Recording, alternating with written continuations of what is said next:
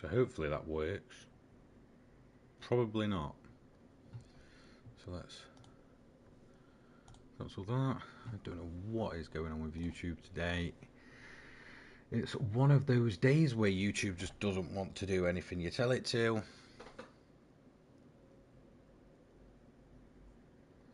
Which, to be quite honest, is it's never fun. Right. Oh, good old YouTube.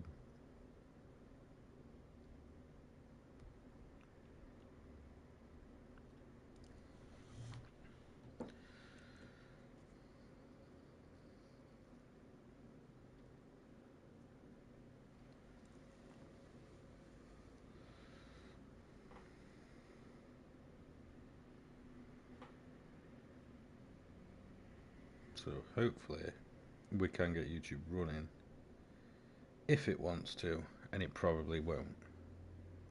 So that's fun.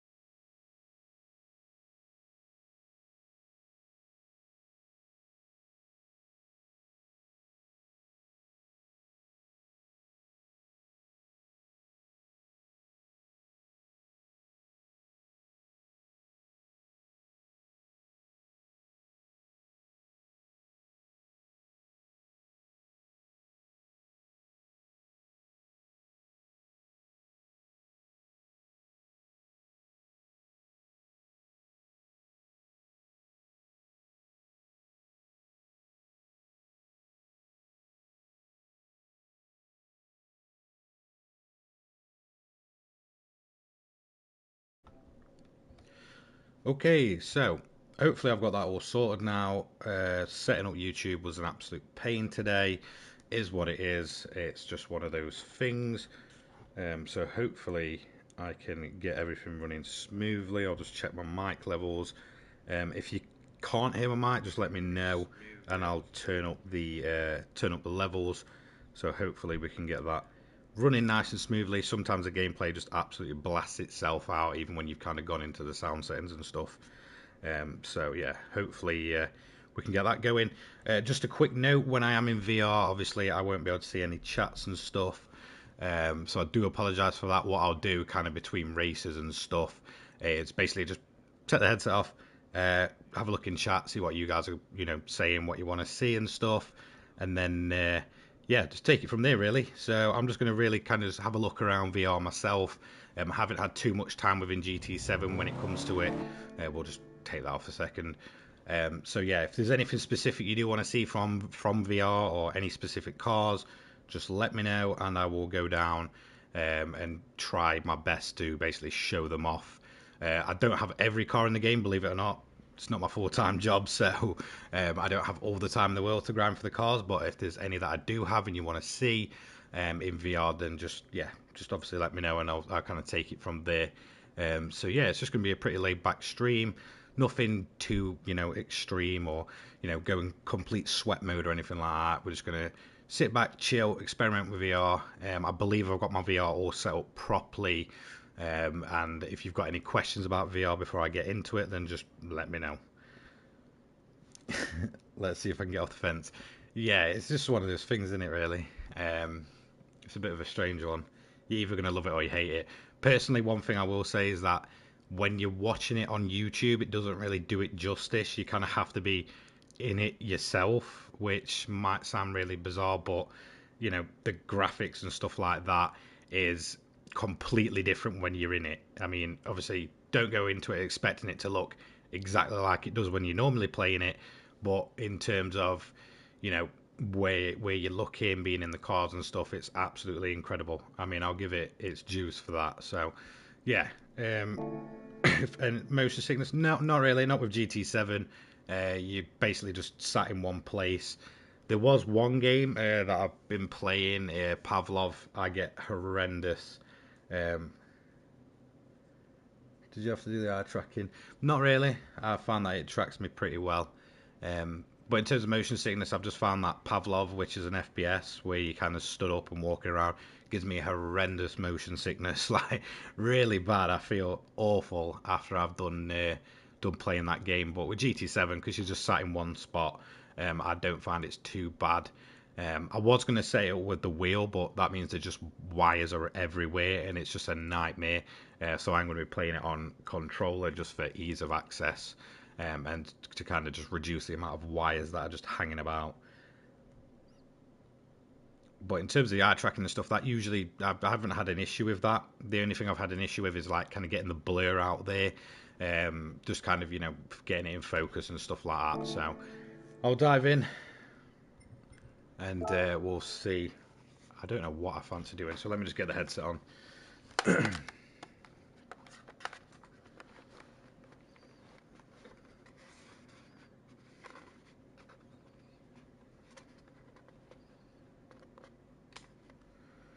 Okay, nice one. So hopefully I've got the audio coming through the headphones and we should be good to go. So let me just reset my screen up there. Alright, nice one. So hopefully you guys can still hear me on mic. I'm not quite sure what car I really want to go with first. What we got? I did like the new Honda in VR. That is pretty impressive. Let's try the Porsche. This is one I wanted to try in VR, but I never got around to doing so. So what I'll do is basically just do some events and stuff. Let's do the historic. Yeah, I think it qualifies. 580. So we could. No, do you know what? I'll just keep it as it is. So let's see how this one goes. So once I'm obviously finished with the race and stuff, I'll kind of take the headset off, answer your questions and such, because it's obviously pretty much impossible whilst I'm using it.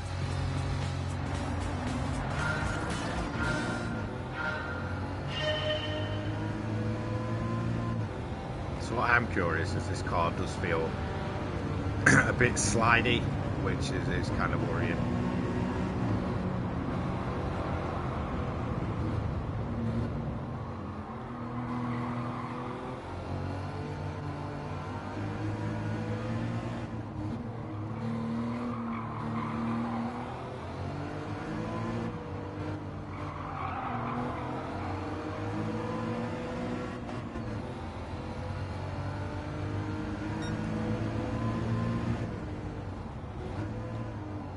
So, I did try this car originally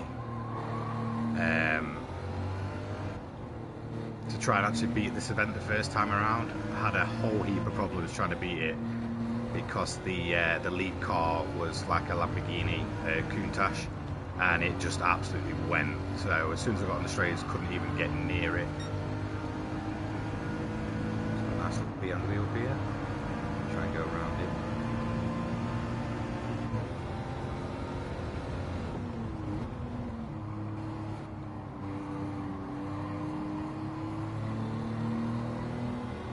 Back down the main street.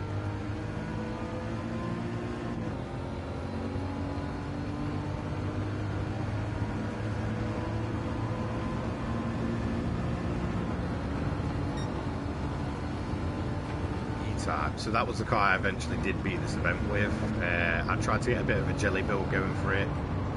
It wouldn't roll over, but it was just the weirdest thing to drive. As you can see, a Porsche getting a little bit sideways there. Absolutely awesome car to drive, by the way, the Carrera RSD new one. I don't think we're going to get that move done there. No. Beat him out of the exit of the corner there. Look, Porsche. Shelby GT350. Absolutely love that car. Cool. Basically just parking it on the apex there. So I've got a feeling there's going to be a big gap to the rest of the Fiesta is. So what place are we? 7th. There's quite a big gap. So they're basically at the top of this hill.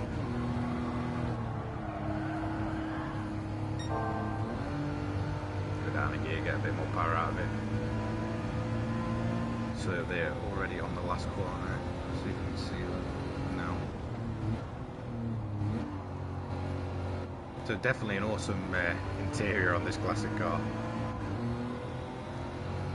It's absolutely incredible. Let's see. See, that's one thing I'm finding weird, is basically looking at all this stuff. Heads-up display is not too bad. At first it was weird because it almost feels like it's in your way, but it's kind of not, if that makes sense. So I thought it was going to be quite like in your face. Same with the obviously the multi-function display. I thought, oh, okay, that's going to kind of take me out of the immersion. I think you can turn them off, but personally, you know, you kind of want to keep them on. So we are finally catching the pack. We're on that 3 out of 5. I don't think we're going to win this one. There'll definitely be probably a Lamborghini up front, which we don't have the pace to keep up with. This is just the bog standard car. Nothing really done to it or anything like that. Standard tyres, standard transmission. So it's not the fastest thing in the world, but it's an absolutely awesome thing to drive.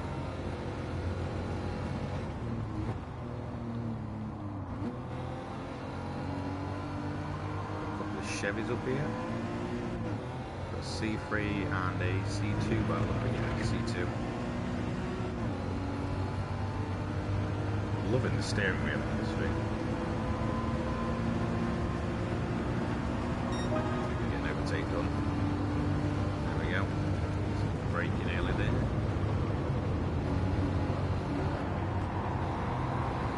Lamborghini Moira. Oh no, it's a Mangusta. hate that car now, just mainly because of the Dior one that hung around for far too long than it should have done, to be quite honest.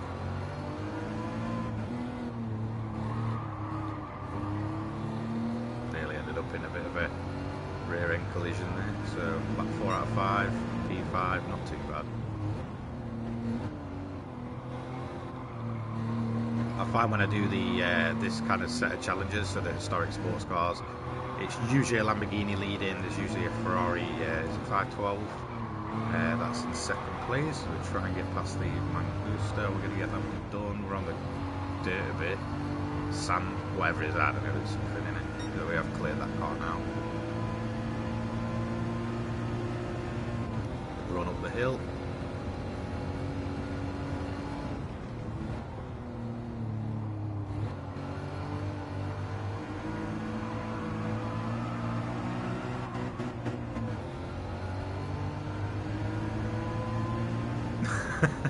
Too busy there, just looking around the car, really. Definitely a lot to see. So we're going on to the final lap now.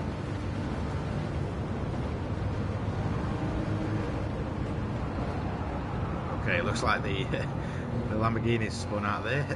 It did that the first time I tried this event, so we look like we're going to get a top 3 at least, which is a green flag out there.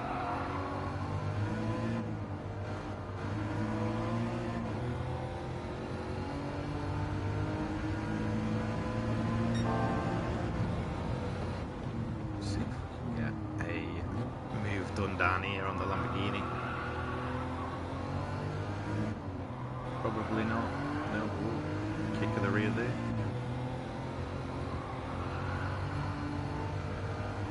So the eye tracking works really well in this game. It does blur away from where you're looking at, which is basically just due to processing power and such.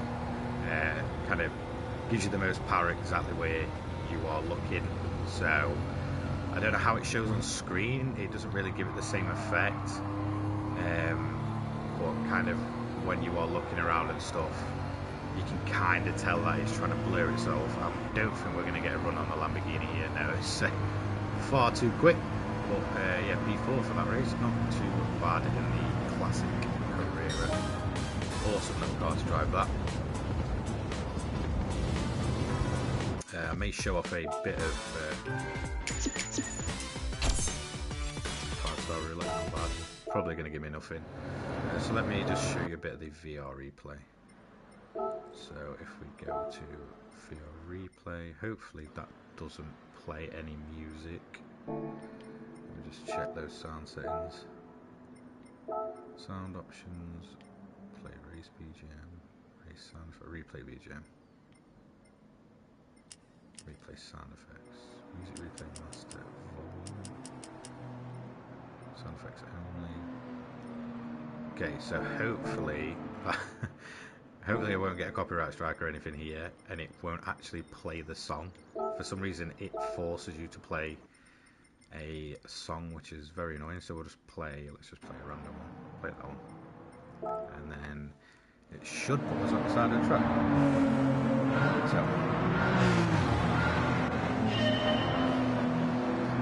And then it's just a case of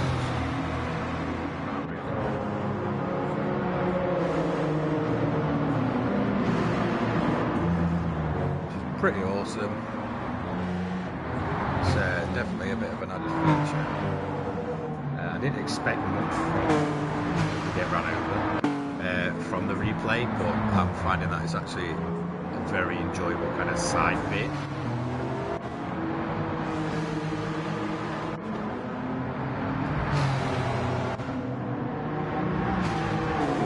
Just a quick look at the music replay. So I'm going to come out, I'm going to go back in the menu, and I'll check in with the chat.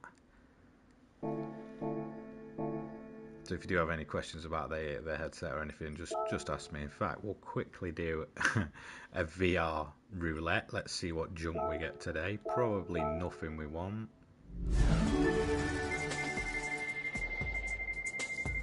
Yeah, it's just going to be pretty pointless, isn't it? Yeah, not bad. I don't know if that's one I've already got or not. I don't think I actually have that one, so yeah, awesome.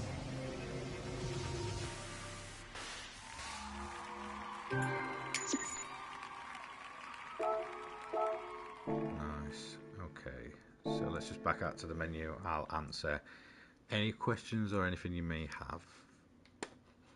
Oh god, I really don't find it too comfortable, to be quite honest. It's definitely not the most comfortable thing in the world to wear. I think for a long period, I always find my nose just feels awful after a bit.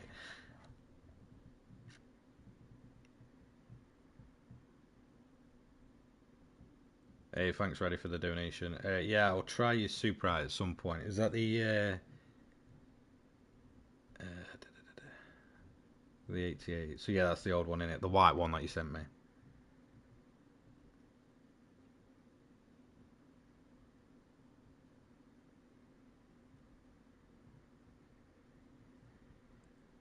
Morning, Darryl.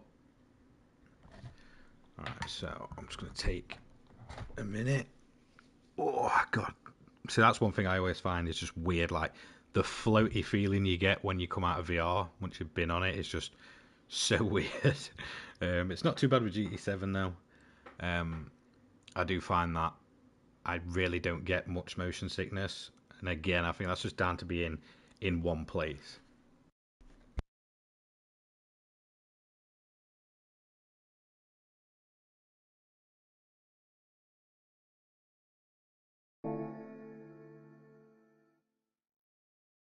Okay, so I'm not currently in VR, but I will just go around and look in my garage. If there's any specific cars you do want to see, just let me know.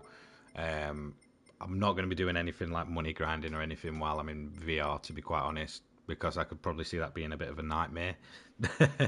um, yeah, definitely not my thing to grind money in VR.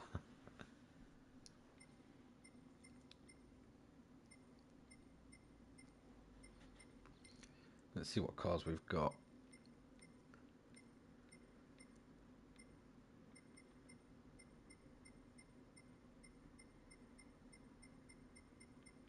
Do, do, do. I've tried the GTR Nismo. Um, yeah, the new Honda is really good for Le Mans. I've heard that by a lot of people. May get around to doing it at some point. Who knows? And to be quite honest, I'm just bored of the money grind.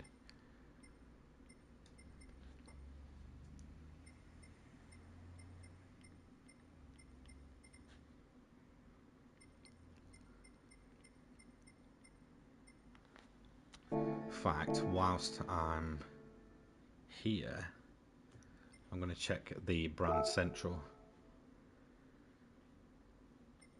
See if there's anything I fancy driving. See, there's a bunch of cars in here. I never really check brand central. It's kind of a, if I want to kind of get the car, I'll go in and get it. Like at the time, it's never a case of, oh yeah, I'll kind of go out my way and buy all the brand central cars. Definitely, in terms of if you are like a car collector in GT7, fully recommend that you basically kind of get all the legends and the used car dealership cars first. Is a T80 any good for beginners? Personally, I'd not my cup of tea. I had a T150 as my first ever wheel, so definitely look into that one for a beginner wheel. It's just better than the T80. I'm sure it's a T150. The T80 is the one with like only like 180 degrees in it or something like that. Personally, I'd say the best beginner wheel you can buy, definitely a G29. I mean, I had mine for years. Punched it, through it. It never died until like middle of a league race was when it decided it didn't want to be a wheel anymore, which was not fun. It still works on my PC, it just won't work with my PlayStation 5 anymore for some reason.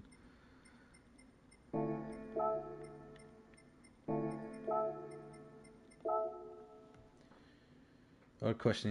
G29. It depends what you want from the game, to be honest. If you're competitive racing, go for a wheel. You don't necessarily need a wheel to experience VR and it feel good, to be quite honest. It does kind of give it another kind of level when you are playing like on a wheel in terms of playing VR, but it isn't necessary. So yeah, if you're gonna play properly and you're gonna actually get some use out of a wheel, then go for a wheel before VR. If you're planning on playing more than just the likes of GT7 and there's other games you want to experience, then maybe go for the PlayStation VR. It totally depends on how much you plan to actually race and how many racing games you plan to play. That's my honest opinion.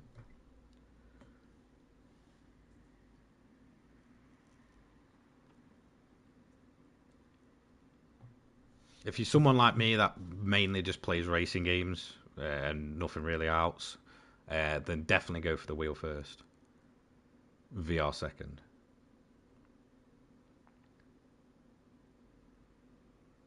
Yeah, if that's what you play, go for a wheel first. I mean, I couldn't imagine playing ACC on controller. I think I tried it once and it was horrific, and I just had to just come out of it. It's not a great feeling. But then again, I'm not a big fan of ACC on console. More of a PC guy for that.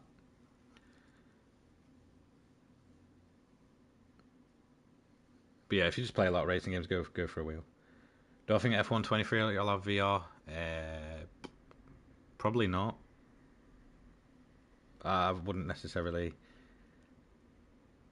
Yeah, T300. Yeah, yeah. I mean, I currently use a T300, and it is better than a G29. But if you're going to start off, then go G29, just for the durability.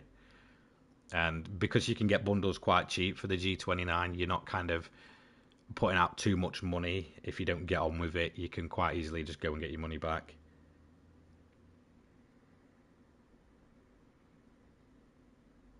But in terms of F123 getting VR, I don't necessarily see it getting VR, mainly because it's sort of multi-platform and such.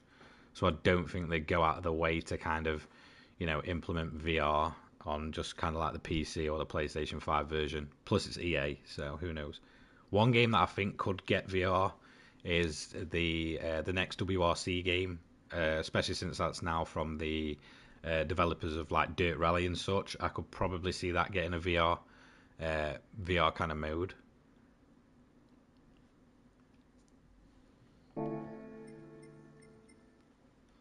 I hung around Honda and I didn't even bother going in. I don't think. Did I? I don't know.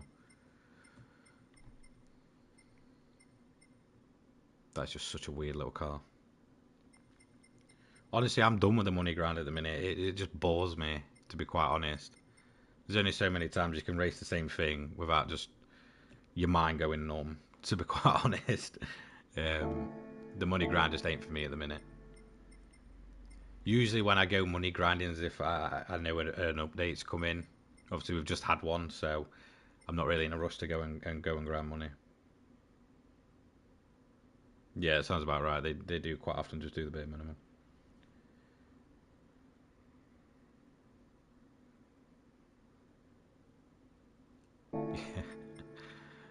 EA, God, they were such a good company back in the day. They used to make all sorts and everything, and now I just feel like I don't know. It's a shame, really, but that's just business these days, isn't it? Nearly every game company is all the same.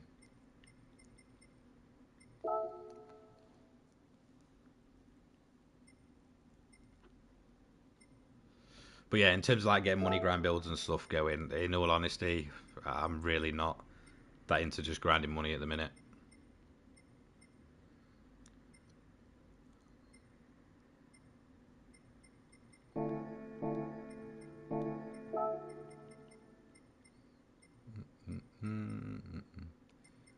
I really don't know what I fancy to drive. I'll just go check the garage.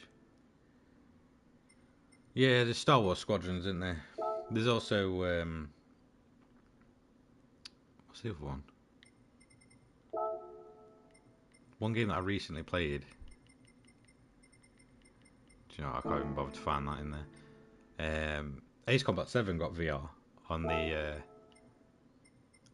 on PS4, but they're still updating it. So I feel like that'd be an absolutely awesome game to get in VR, especially for VR2. I was playing that last night actually. first Ace Combat game I played in a long, long time.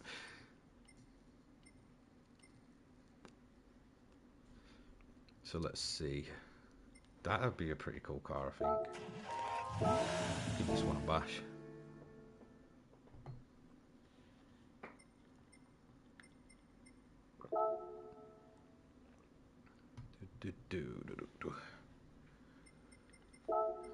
Where should we go?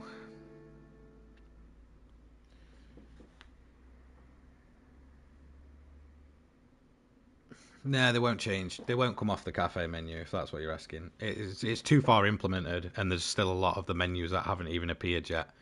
There was supposed to be a lot more. I think like something like 20 plus extra cafe menus, and I think they've only put a handful of them in. There was like, where'd you go there? There was supposed to be like Group 2 ones and stuff, and they're still not in. So, I mean, they've added what post-launch? 1, 2, 3, 4, 5, 6, 7. 7. So, yeah, considering there's supposed to be like an extra 20 of them, no, they'll probably just stick with the cafe menu. It's too kind of deeply implemented to not be a thing.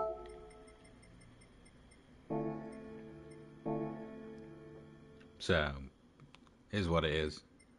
Do I think they'll change it once we get a Gran Turismo 8? Yeah, I think they'll go back to the old way of doing it. Or they may just not do a numbered title again. So, who knows?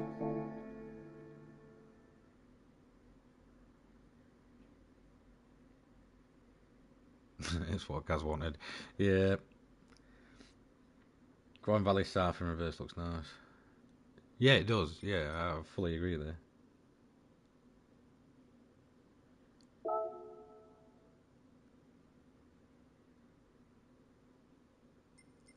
So where can I take the Aston? I don't fancy Brands or Goodwood.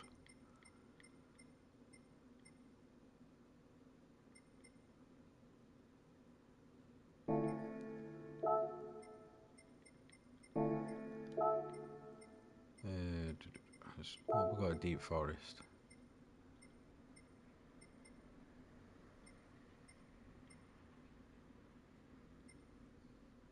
Nah, I don't really fancy doing a two-lapper. Don't fancy grinding money.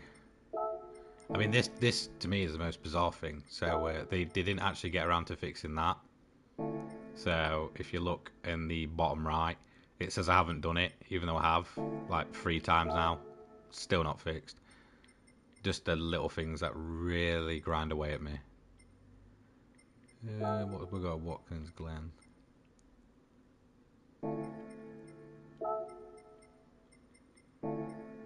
And I don't like the fact that there's, you know, kind of PP limits on everything. Into a night race? Could do.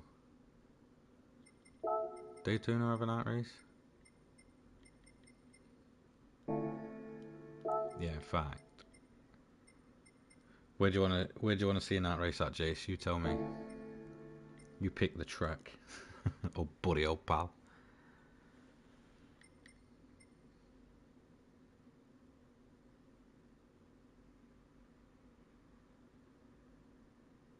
What difficulty do I recommend to race on? Depends what you want to do. If you're grinding money, just go easy. If you want to actually have a race, put it on hard. The AI is not great anyway. Oh, thanks. Let's go over there. So just say there's a arcade race?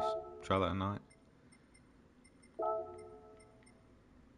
Yeah, so there is.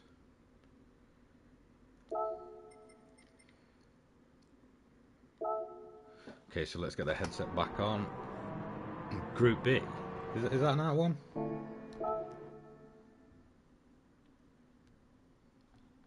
See, it's been so long since I did the original bunch. That one. Group B do we have? Category. Group B.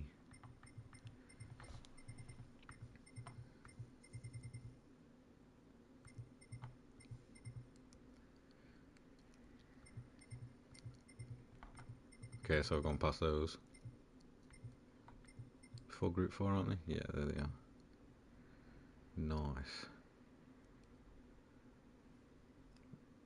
You think it goes tonight? Which one should we use then?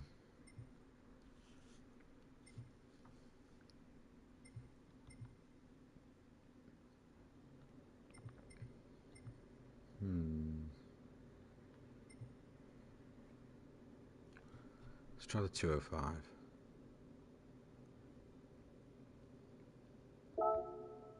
Yeah, I'm just force of habit. I'd rather just go down a list. The NSX, really?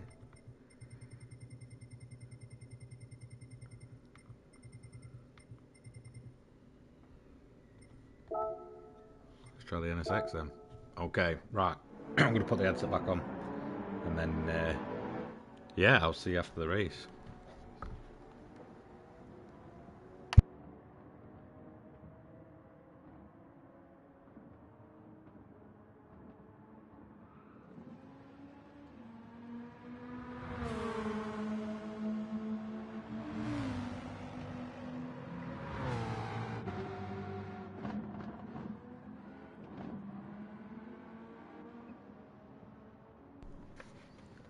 Okay, so make sure that's all set properly. Do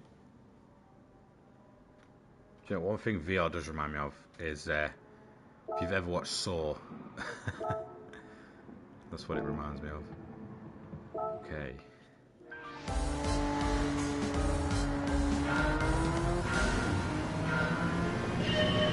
God, right and drive feels so weird in games.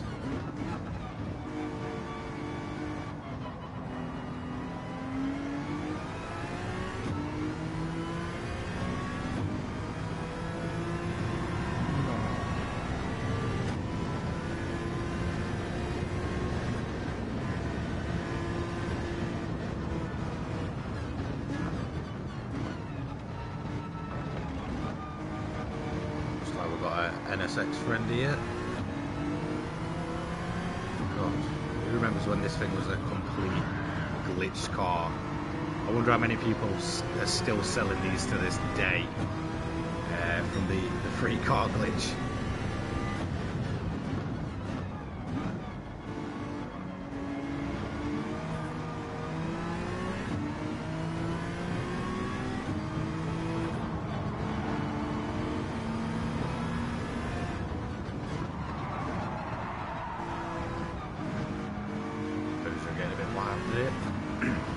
But the rear spoiler on that thing's crazy. Much more Pikes Peak than a Group B, if you ask me. What, the GTR?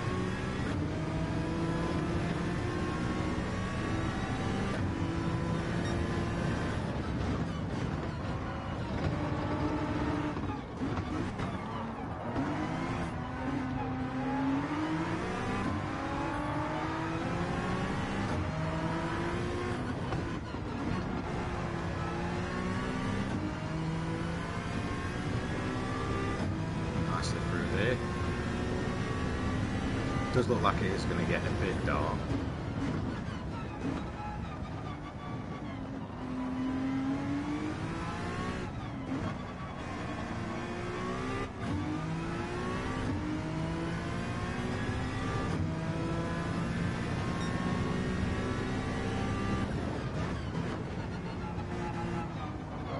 Focus.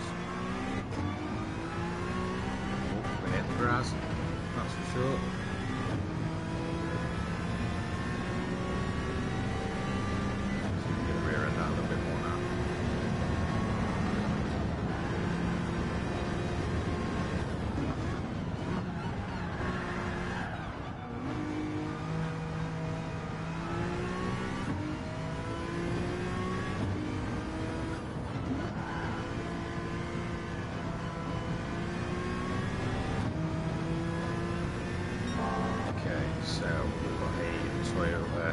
Subaru Mustang, the usual Group V's up front.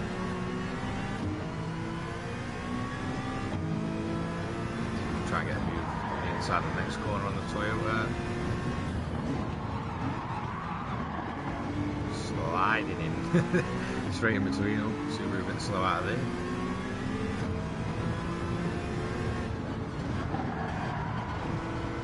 Never been the biggest fan of this track. I feel like it's kind of a bit Marmite. You either love it or you hate it. It's getting dark now.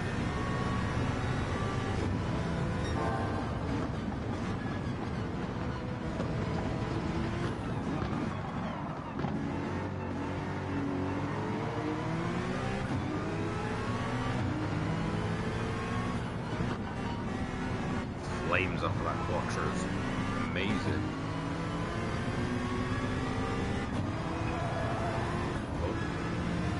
Oh, okay, fair enough. Nice one. Got the lights a bit blind, didn't it? Okay, now it's just turned into bumper cars. It's everywhere. I don't think we're going to out-drag it, that's for sure. That thing's quick down the street. Fireworks going up in the background. Oh, no, any again. Seriously, I just want to get held up by so much by the quattro. So I definitely did get the headset put on just right, which I can feel. It's very annoying. So we're past the Audi now. Trying to take a Peugeot.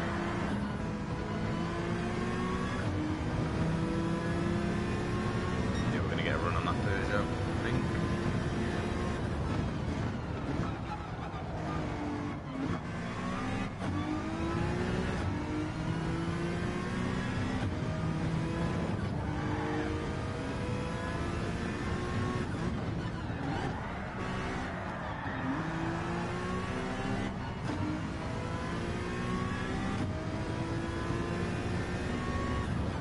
I mean, it's a really good looking track. I just never been a fan of the flow of it.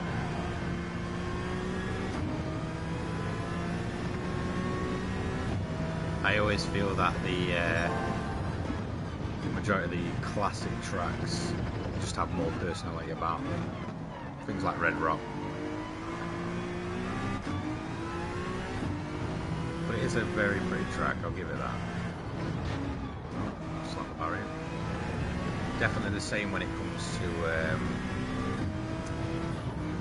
the new Grand Valley. Personally, it's a very good looking track, and I can see why they did it the way they did. Again, I feel like it's very catered towards VR.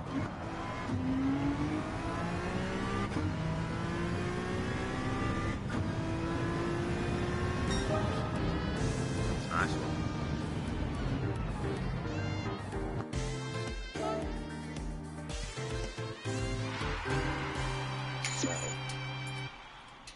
Since that was just such a quick one.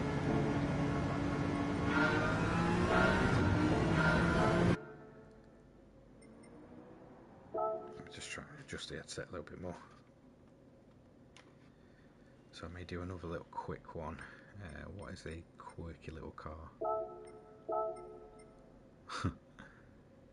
I could... Okay, this thing. It doesn't have a cockpit view or a driver's view, which is a shame because it's ridiculous.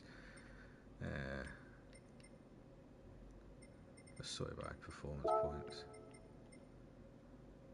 Okay, that's definitely something. See what slow cars we've got.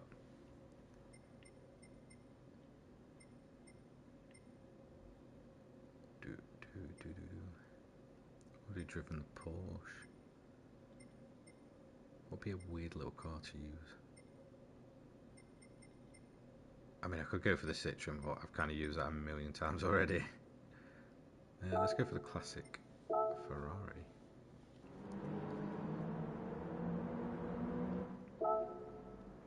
And it's set at night. Awesome. So this is a car that I've had for ages, never driven it. But it looks absolutely tiny in here. It's ridiculously small.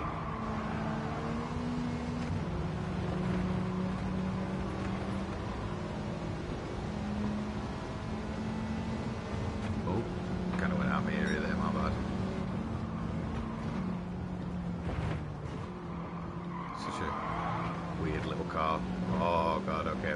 horrific.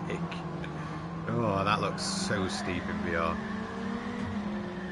See a little Polo GTI there. Okay, so it has one mirror. Absolutely look like that some of the old Ferraris. Weight reduction. You're having one mirror, you're not having two. Boy, it looks huge.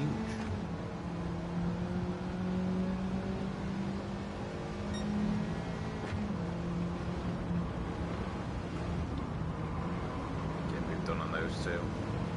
Let's go for a leisurely drive. Looks like it's getting daytime now.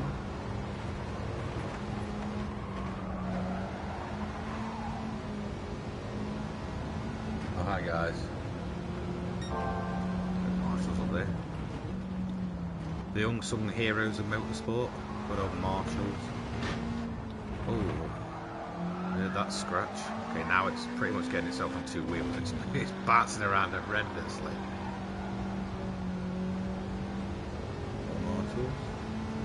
You know, there's so many more details in VR, just around the track, just the little things. Especially when you're in the slower cars like we are now.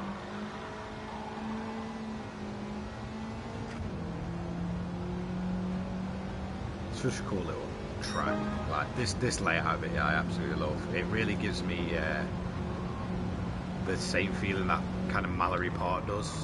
If you've ever been to that track, it's mainly a motorcycle track, I believe, these days. But they do sometimes have, you know, cars on there, and you've got kind of a lake in the middle, and that's really what this feels like.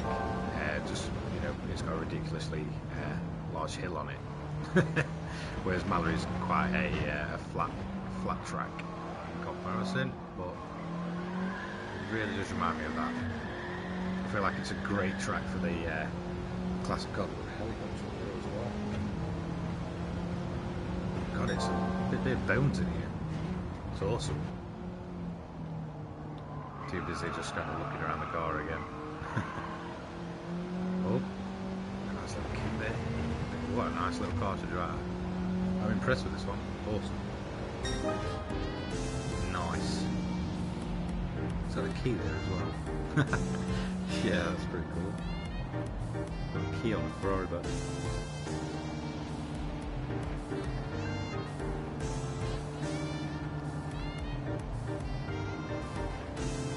Okay, so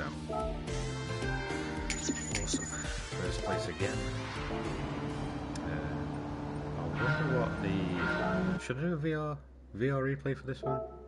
Let's just take a quick look. It's just a random one. There's a little Ferrari. It's just pretty little. Look at all these guys. Come on, man, go on.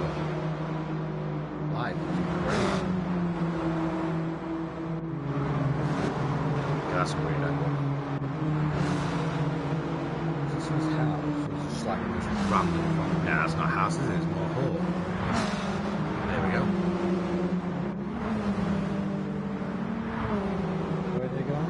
Walking through the field at random. I mean, imagine you just walking your dog and you just end up on a racetrack. Yeah, go on, little Ferrari. Oh. Still not quite made the move there. That's in French, can't read that, sorry. Yeah, keep it sideways.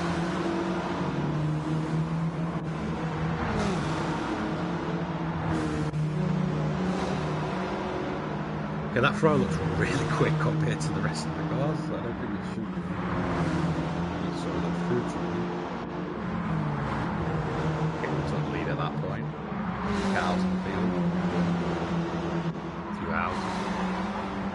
Okay, the track side is definitely a lot more detailed in VR. Like, you notice so much. There's the other guys. Hey, look at the Peugeot difference. It's like... There's Ferrari getting here inside me.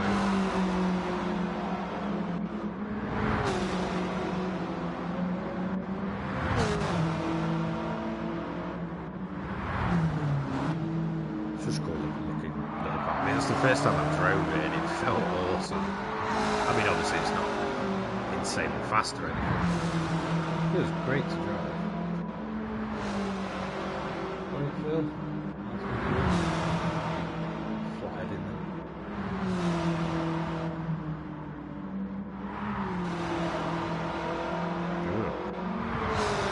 My legs! Oh, I think we're on the last lap of the minute, aren't we? Okay, we've absolutely... Okay, they're all the way back there. Yeah, they're not even in sight now.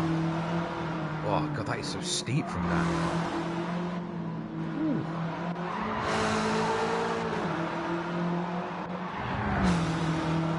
Okay. So, a couple more corners to go, I think? Yeah, just one more in it.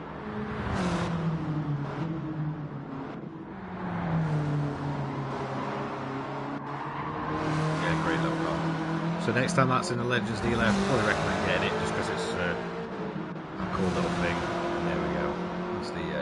That's the race win. Nice one. Yeah, thanks guys. Keep clapping. Okay, so that was a full VR replay.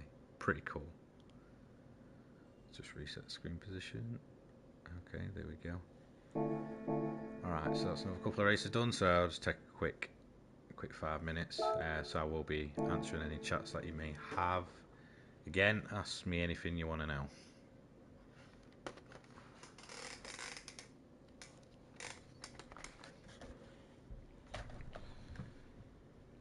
Motion sickness? Nah, not feeling it, mate.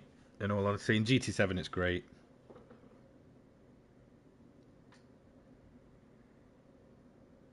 Careful, you're going to get run over. Yeah, it does feel like that sometimes.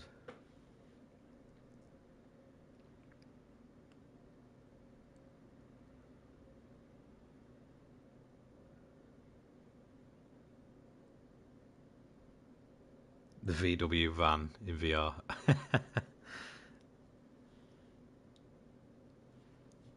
Mic up, game down, no problem, mate. See, I just hate having my gain too high because then I feel like literally you can hit everything. Where are we going? So let's put that down to 3.5, 3.5, 3.5, 3.5. Nice. From what I've heard, it puts you on the bonnet for cars that don't have interior, which I'm not really a fan of, to be quite honest. I've not tried one myself. It's probably the reason why I'm not using that new VGT in VR, because being sat on the bonnet would probably be the weirdest feeling. It was just a little Ferrari, the car that I was using, 500. Great little car. It's the first time I've used it. It's been sat in my garage for months. Only 168 brake horsepower, 720 kilogram. Basically a little hill climb car. Great little thing.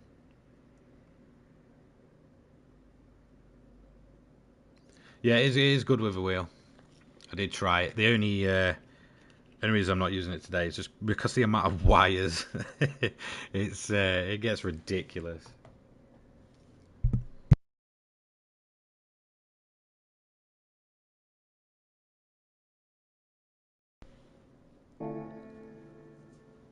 Let's just go through the chat.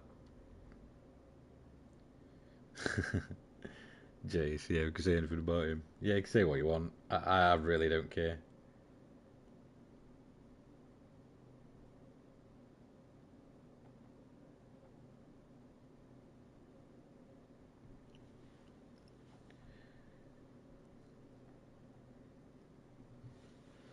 Did I beat Sophie on Expert? Yes, I did. I did find that when it was multi-car, it was a bit too easy. It really felt like kind of too easy to race her.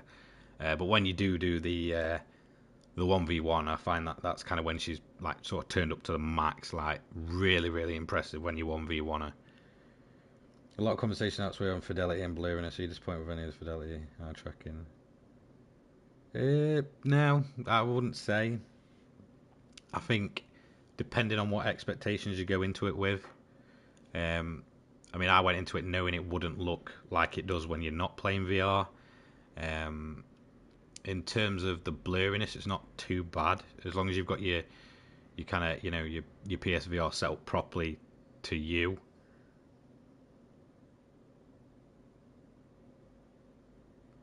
So as long as you set it up properly, it shouldn't be too bad. Like the eye tracking's not too bad. The only time you really notice is if you start looking one way and then out the corner of your eye, I can see it kind of blurring for you. But apart from that, you can't really see or kind of notice it.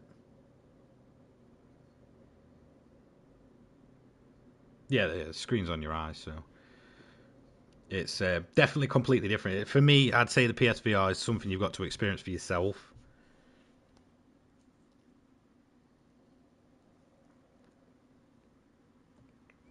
I think if you go into it just expecting it to look truly and exactly like it does in terms of when you're not using VR and you've got everything turned up to the max, then you're probably going to be disappointed. But if you go into it in terms of just wanting to enjoy the experience, and it's amazing. Would I highly recommend it? Yeah, depends what you want to play. To be quite honest, so in like within GT7, it's great. It just feels like a whole different game. That's kind of the experience it gives you. The amount of detail you can take in, like even when you're driving. One thing I will especially say, if you do use VR, go for a drive around some of the prettier tracks and just look at the detail in it. It's just absolutely incredible. The amount of stuff as you're kind of cruising along that you'll notice. And that's another good thing about the VR replay is you can just look around and just take it all in. Like most of the time when I'm in VR, I won't even want to look at the cars. I'm just more looking around at the tracks and just the little details in it. In terms of other games, it is good. It works very well. Like I said, the only game that I've really suffered from motion sickness was Pavlov. Like, it's just so weird. It just feels like even though you're standing still, you're constantly in motion, and my brain just can't wrap itself around that. It is just so uncomfortable after a bit. I think the most I can do on that game is about 20 minutes. Whereas Gran Turismo 7, you're in one spot. It's not too bad.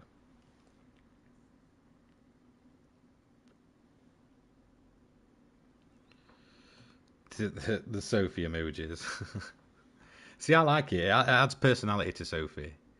Okay, yeah, it's a bit quirky, but it's great when you decide to just absolutely punt her off, and then she just gets angry at you. I think it's absolutely hilarious.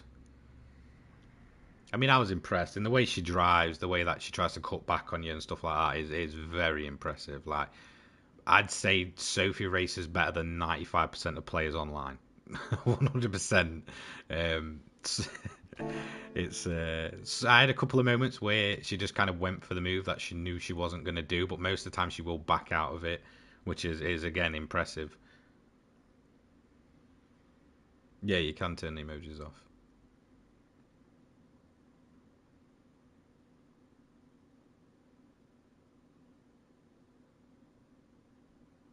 Did I try Daytona? Not yet.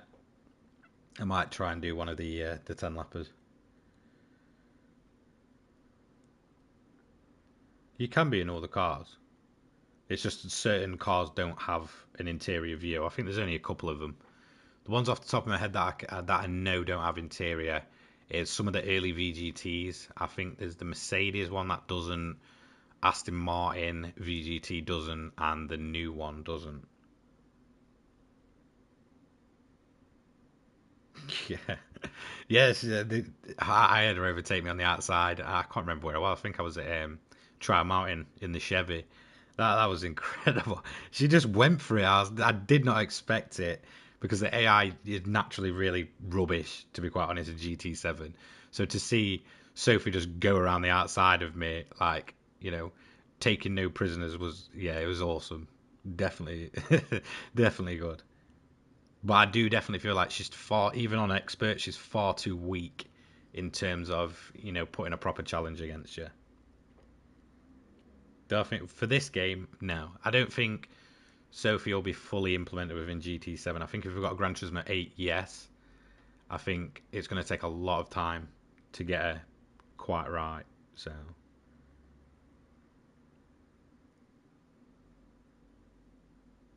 They have to train Sophie. Yeah, I mean, I heard something like she does like 100,000 laps to learn a track or something ridiculous like that. I don't know if they have to do it for each car, but I'm assuming they may have to because each car's different. Not quite sure. Maybe that's why you're so kind of limited on what cars you see. So obviously, like when you go in, you obviously see like the Type R, and then she's in a Type R and stuff like that. So I'm assuming, yeah, it probably is separately for each car.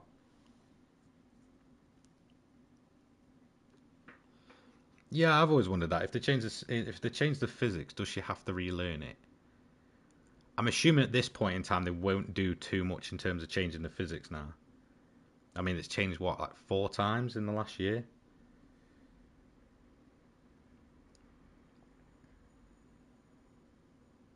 Oh yeah, 100%. Sophie's better than 95% of people online. it's it's ridiculous. Just how good she races. Yeah, she does make a few mistakes. She's not perfect, but that's kind of the whole point of, you know, uh, Polyphony taking our feedback. I read somewhere that's like 1 in 1,000 replays that gets uploaded. They'll kind of, you know, take a look at that, and I don't know what they'll do with it, in all honesty. But I'm assuming they'll kind of just see how she races against people.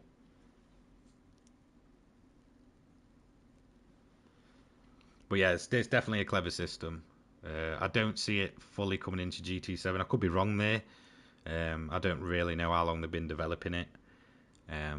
We did see her in GT Sport, didn't we, at the Nürburgring in the Sauber. So she's definitely come a long way since then.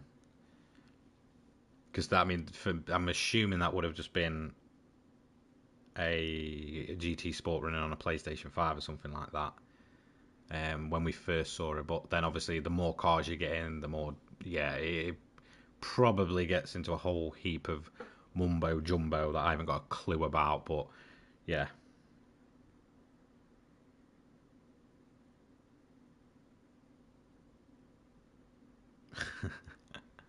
yeah, I definitely punted her off into the gravel a few times. It was pretty funny. She gets out very quick though. I mean, that usually one thing I've noticed with like Gran Turismo AI over the years, if you spin them, they used to get stuck. Especially in Gran Turismo 2, I believe it was like Seattle. They used to slap themselves up the barrier after the jumps and then spin out and get stuck. So to see Sophie actually managing to get out is, will it make human-like mistakes? I think it does, as far as I know. It is design. I don't know if they're designing it to be perfect or as close to possible. Wait till they get the replays and notice everybody's just punting her off. Yeah. Dear. Yeah. It's definitely interesting to see the difficulty though, because even when she's on easy, she like the green car will still defend from you and stuff, but just not as much. So they do seem to have it scaled quite well, but again, it's very dependent on what car it makes you use. But yeah, she does make mistakes. Um, I think it was Sakuba. She went into the last corner that seems to drag on forever, way too hot. Pretty much got some front wheel drive drifting on the go, and then had to flick it back, um, and didn't quite catch it properly. So she does kind of make mistakes, but it's nothing like what you see in the likes of Grid Legends, where the AI just completely blows a tire or spins herself around and stuff like that. She can be quite overly aggressive as well. Yeah, it does seem to be the performance points that sets the difficulty, which would be interesting to see how they use that to like balance it out. I think in the future, because that would just kind of mean that we constantly, if they do kind of put her in as a proper AI for say like Gran Turismo 8, that means we're going to have to constantly run overpowered cars, which you don't necessarily always want to do.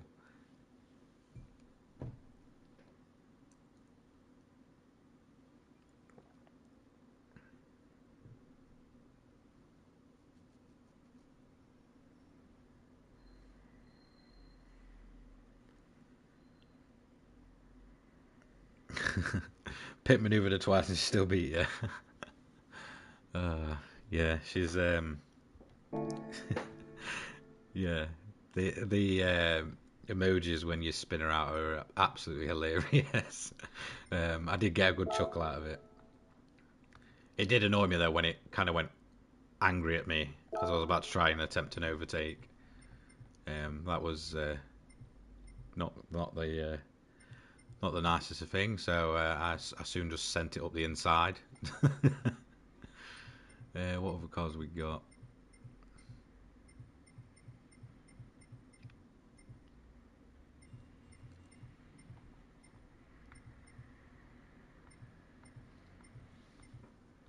Really don't know what I fancy trying out.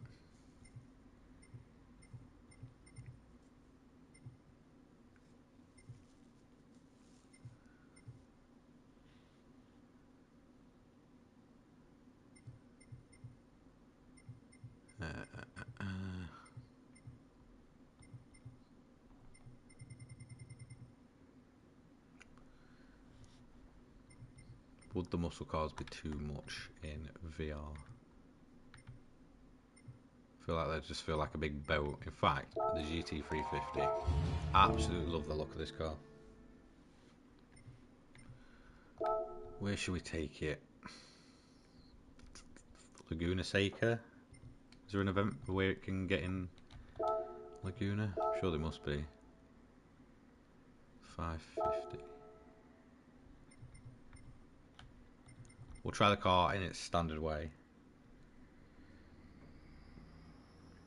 Can you adjust the height? No, but there is a way around it. I figured that one out yesterday when I was driving a Mercedes. I can't remember how I did it, but I kind of sort of paused the game at one point, and then when I got back in, all of a sudden I could see much better. I do think the driver feels a bit small at default. Yeah, I host lobbies all the time. Depends of when my days off are, because YouTube ain't my full-time job. So yeah, I work quite a bit as well.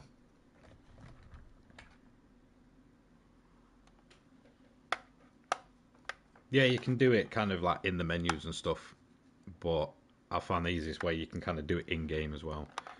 So let's enter this event, put the headset back on.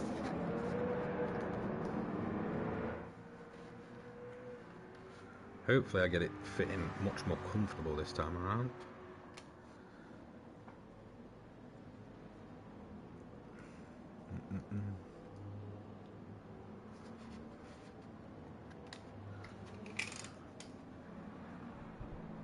Definitely feels like I'm putting the bear trap on from Saw, to be quite honest. So let's give this car a try. What a view on the interior. Okay, too busy looking around. So I don't know if I've got my... That's the trouble when you're taking it off to look at comments. You get it comfortable and then you put it back on and then you have to kind of play around. Okay, that got its rear end out. Okay, in VR that Dodge looks massive. Just try and get closer. It's huge.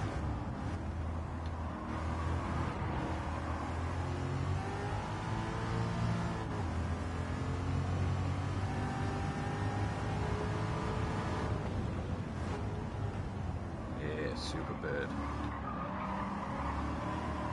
Again, the scale of the cars in VR is just incredible.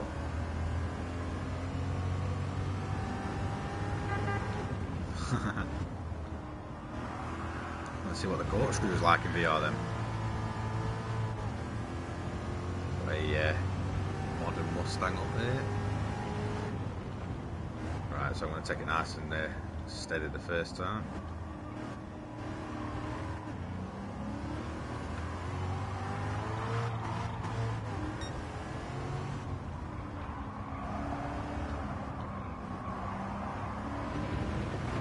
In a high gear, so we try not to spin the wheels up, but almost impossible in this thing.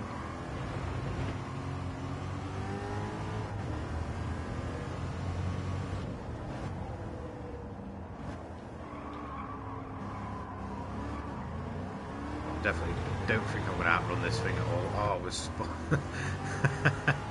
spun the wheels up on the curve.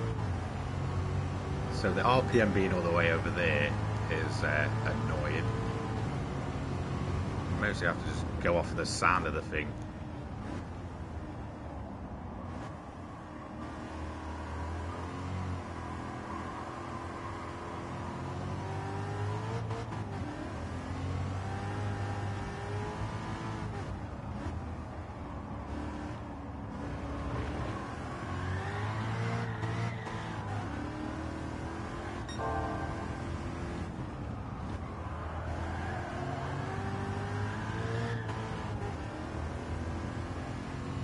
P7.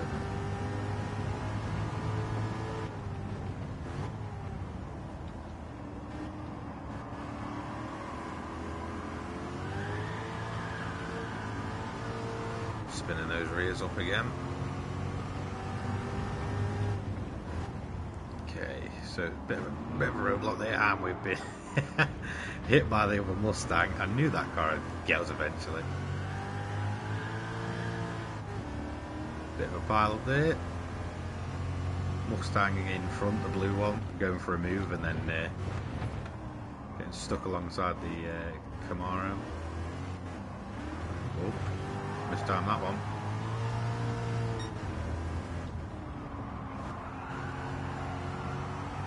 Sideways.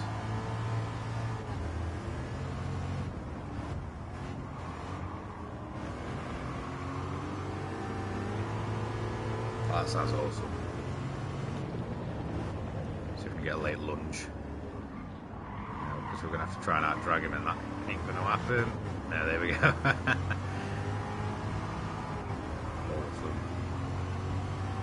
Oh, we did. We found. I didn't expect to get that move done. GG Mustang.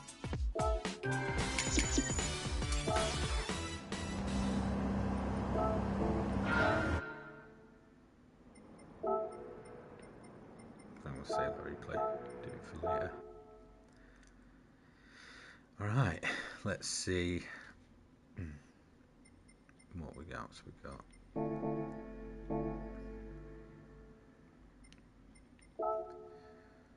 So I do have a Chevy C7 engine. That'll be in a video later, by the way. That's in the Sylvia. So this was one that I used to use for grinding. Absolutely awesome car, and now I've ruined it. As you can see, it's got over 1,000 brake horsepower, which is just ridiculous. So I am tempted to take it around the Sylvia sisters there. This should be stupid, to be quite honest. So yeah, I have a C7 engine in this. It's one of the new engine swaps from 1.29. So let's see how this thing feels with over 1,000 brake horsepower. I've got a feeling it's going to be very... there we go.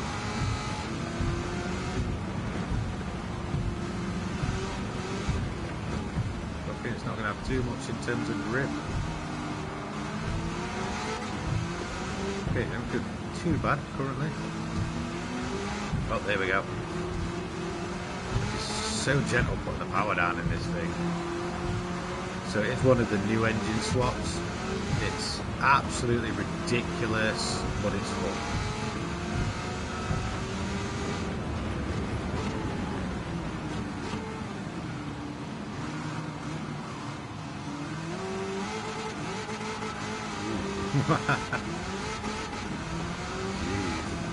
Oh, there we go, spinning its wheels even in what? Fourth, fifth?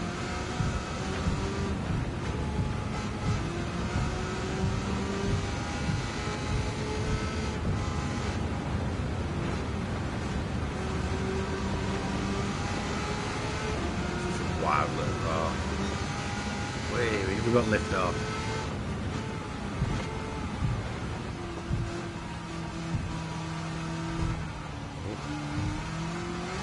I hope it looks awesome tonight.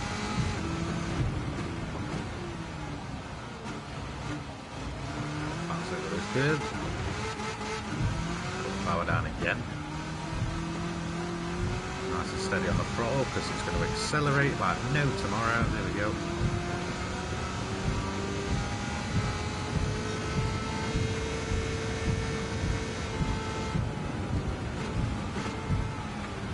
Oh, way too hot in there. Oh, okay, we kept it out of the wall. Whoa. Oh, what a wild car. I wonder if you can see the wing out the back. I don't really want to turn around while I'm racing.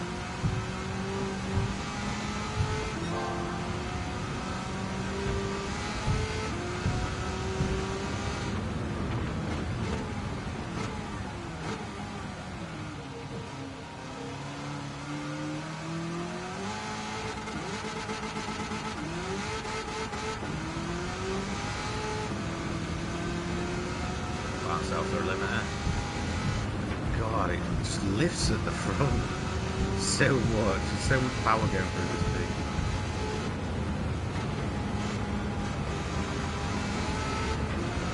So if you do put the C7 engine in one of these, I could probably say you're going to get a decent drift car if you get the tuning right.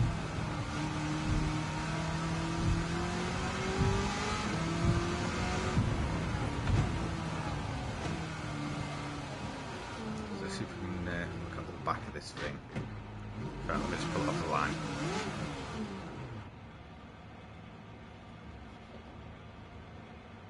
Oh yeah, you can see the wing. Not a bad interior for a 90s JDM car.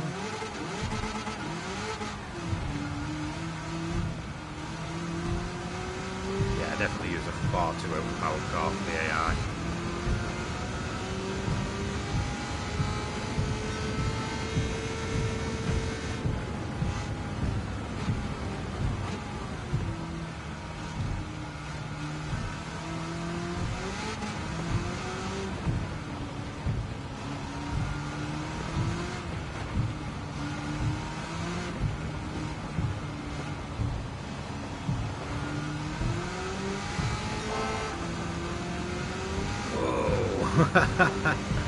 Oh god, it's like a rocket. That ain't gonna stop in time. Yeah, knew that one was coming.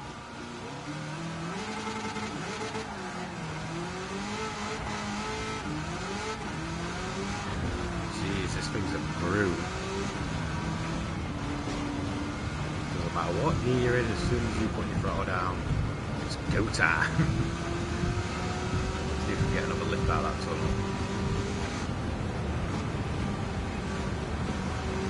Steady, line up properly. There we go, probably going to lift again. There we go. Oh, that's so cool.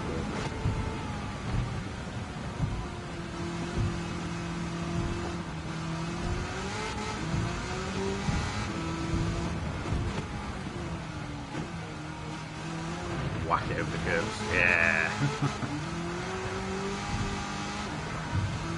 Okay, now we're just out of control again.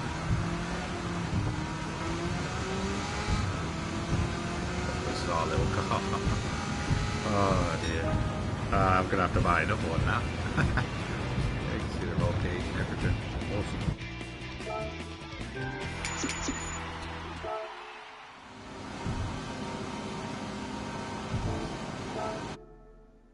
Nice. Okay. So, quickly take a couple of minutes, answer any questions you've got. And then you guys can feel free to pick cars and stuff for the next one.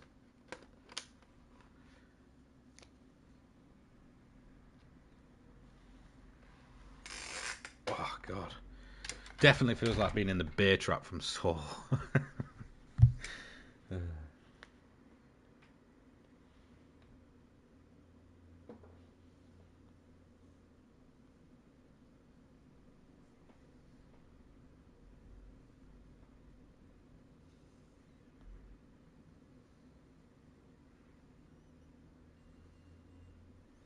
Do the visuals of what, when you're at speed? Yeah, definitely.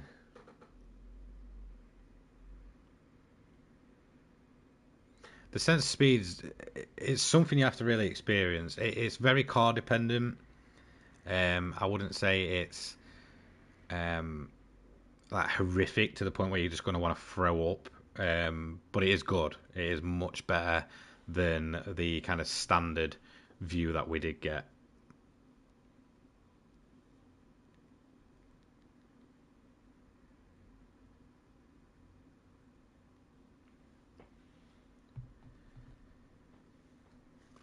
Yeah, I've tried the Honda RA272. It does look incredible. I'll show that one up next. If you want to see it, it's definitely awesome to see in VR. Really, really nice drive. So much detail as well.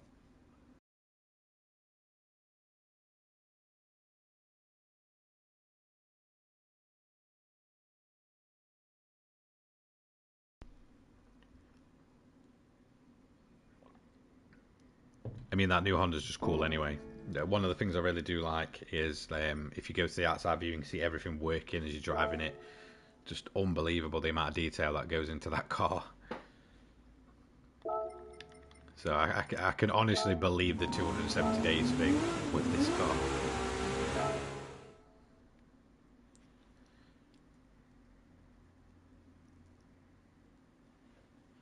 So we'll leave it in escape. So I will be in the chat for probably another 5 minutes. Hello, Michael.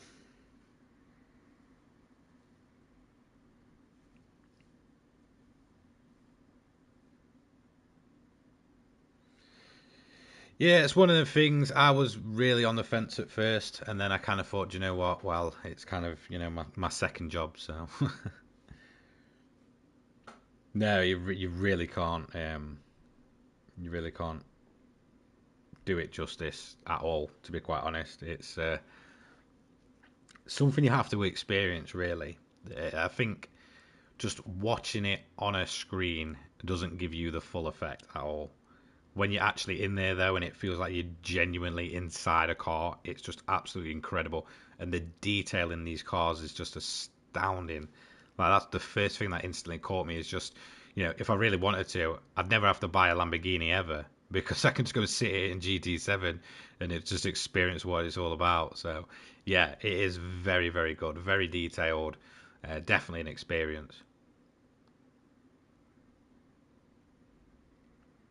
If you mainly race Gran Turismo, yeah, I mean, if you mainly race Gran Turismo and you want to, for me, racing games is one of the best ways to experience VR anyway. Of all the other games I've played, you know, it almost feels like it's made for driving in that sense. Hopefully, more driving games get support from it. As much as I love GT7, it would be cool to see what other developers do in terms of VR. Um, but yeah, if you think you're going to get enough use out of it to justify the cost, then yeah, sure, yeah, 100% go for it. I mean, at the end of the day, obviously, like I'm not paid by Polyphony, I'm not paid by Sony, I'm nothing to do with them. So, in my honest opinion, is it worth it for me personally? Yes, I put my own money out there to buy the thing. Do I think I'll get my money's worth? Yeah, from the experience, even if it's just I play a couple of hours, every couple of days or something like that. I'm still getting that time with it. In terms of like the other thing you got to think about is motion sickness, but you can literally just get tablets and stuff for that.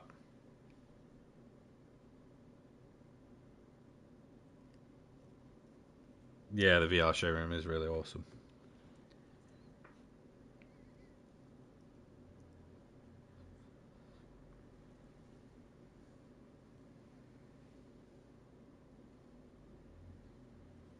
I mean, in terms of like the tech that's in it compared to the price point, it's really not that bad.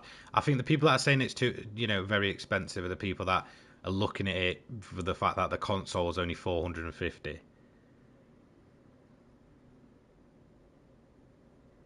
Yeah, I mean, motion sickness it's quite easy to get out of. You do adjust really quickly, especially in GT7. Like, at first, I was a bit like, whoa, but then, after what a lap, you just kind of adjust to it. Yeah, it's cheap. I mean, in all honesty, if you think about the price of it, getting a PC sorted, it's just someone that does game on PC.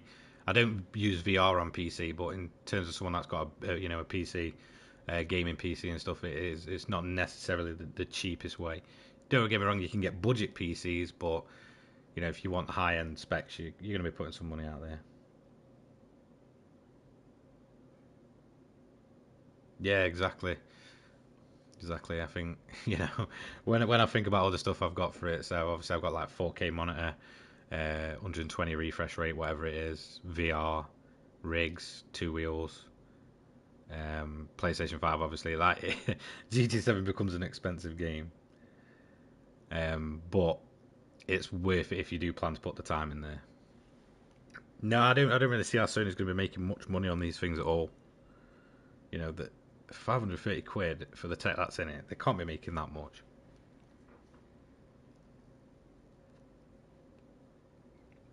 It feels good quality too as well. I think that's one thing that I was really worried about, is that it'd be really flimsy, but it does feel very nice. It's comfortable. It doesn't kind of feel horrific to wear or anything like that. Will it cause VR to take off? I'm not sure.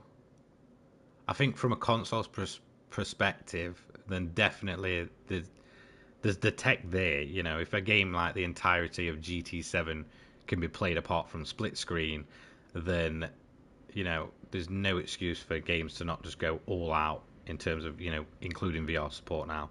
You know, I can understand it with the old hardware with the PSVR1 being so limited, and that did kind of put me off at first.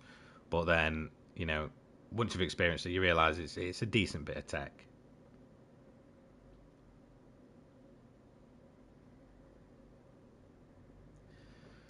What, is it harder to race in VR online?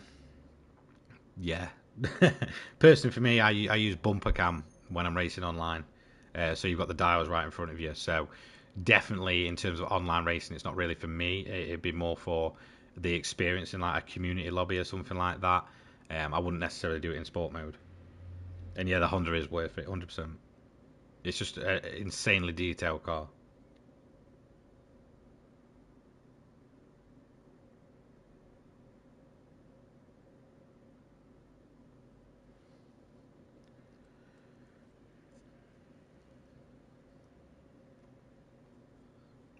So what I'll do with the Honda, I'll jump in.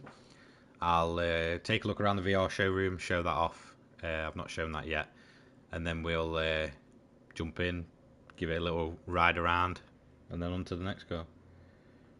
Yeah, I've heard a lot of people say even in 700 and 600 form it's great, and you don't have to pit either for Tokyo.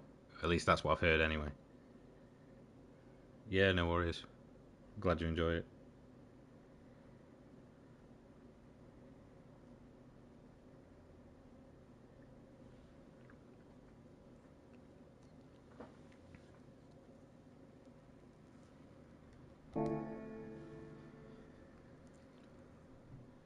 Yeah, I hear a lot of people talk about motion sickness. I don't think I'd encounter it in GT7.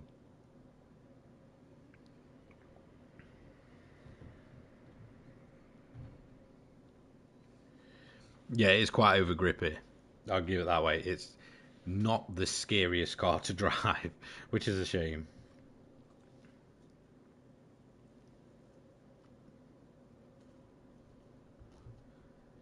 Yeah, actually has better fuel mileage than the 787. Surprised at that. That's like pretty much everyone's go-to. Is the 787. But yeah, the 272 for a classic F1 car does feel a bit grippy. But then again, let's be honest, GT7 Simcade, it's not a full-blown simulator, so kind of catering to everyone there. Yeah, comfort mediums. I'm sure it'd be a slidey little thing on comfort mediums. Yeah, there's definitely not that much motion sickness. It's more weird for me when I'm standing. That's when I get a bit uncomfortable. The kind of updated job simulator one wasn't bad, but FPS shooters, oh, after about 20 minutes, my stomach just feels horrific.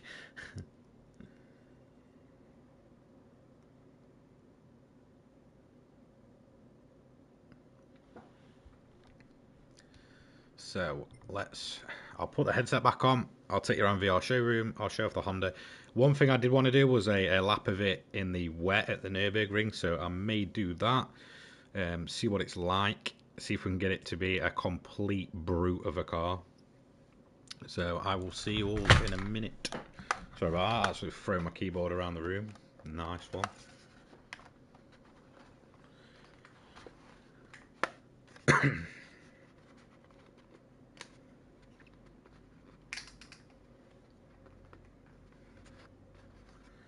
Okay.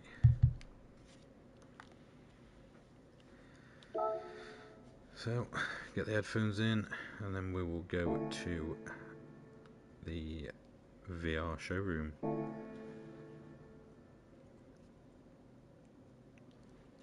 If it'll let me. The option didn't show. There we go. Okay, now I've got it on.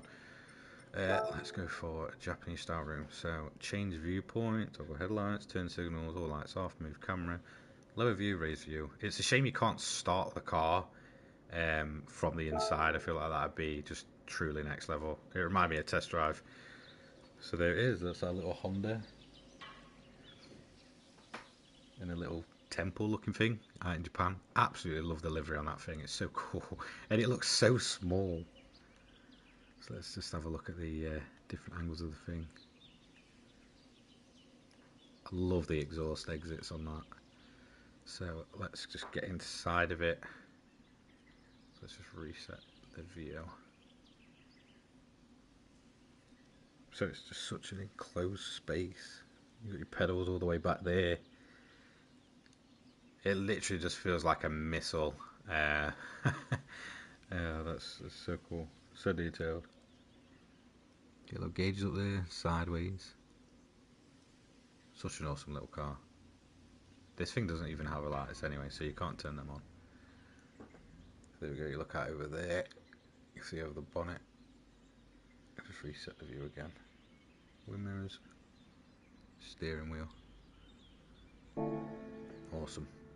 Yeah, definitely. If in terms of looking at the cars in all their glory, that VR showroom is just amazing.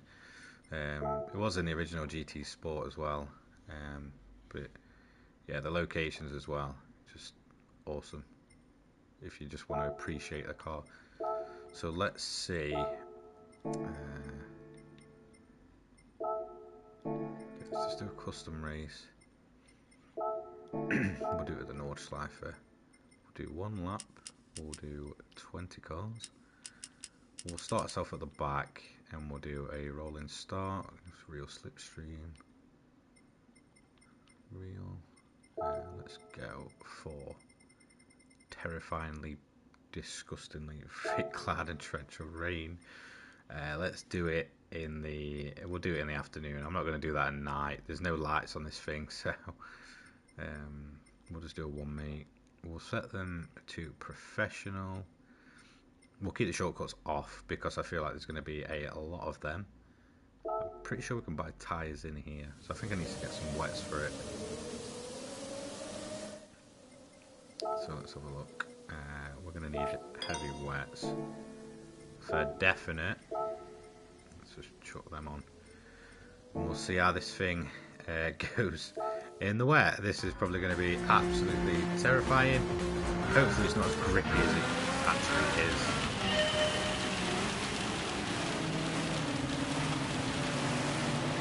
So low down.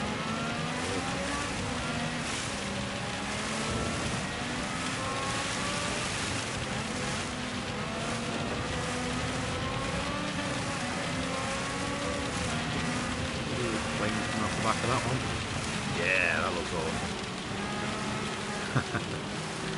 Oh, that's a great experience. Watching on the dance here.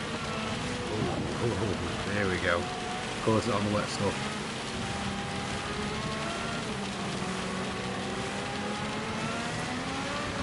Going down into that corner.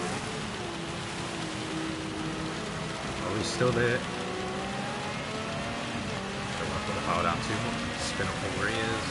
There we go. It's gone.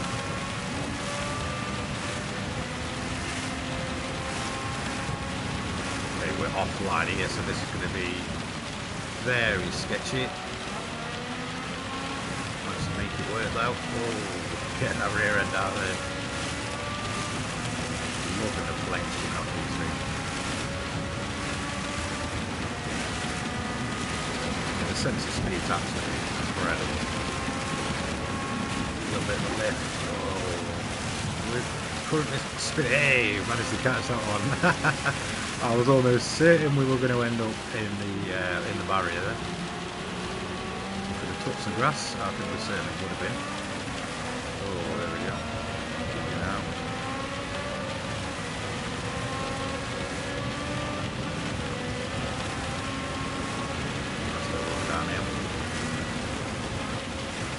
Down. Feeling the air is going to be very aggressive for me.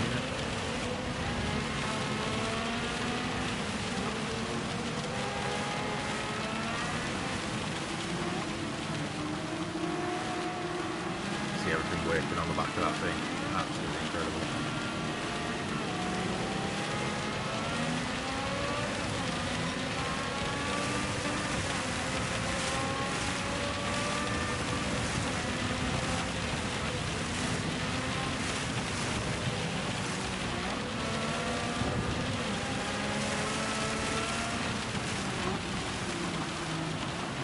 Oh, looks like they had got it a little bit wrong through there.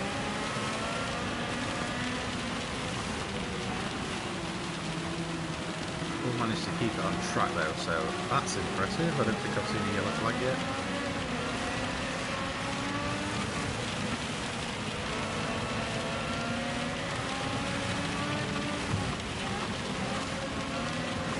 I'll quite get that moved up.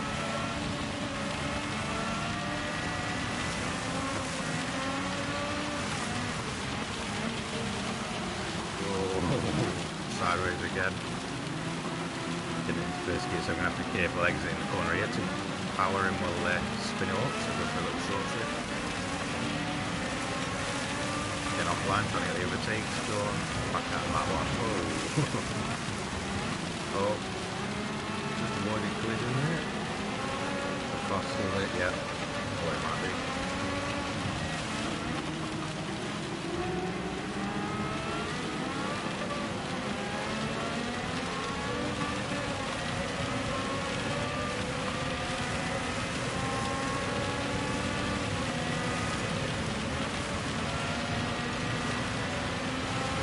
Going in this corner here. Getting that sideways roll. Cook it up, nice one. P6 currently. And we're going to get it into P5. Yeah. Nice, nice. On the outside of these guys, basically standing still. Definitely when you want to serve the AI. And we're going to. Almost lost that one.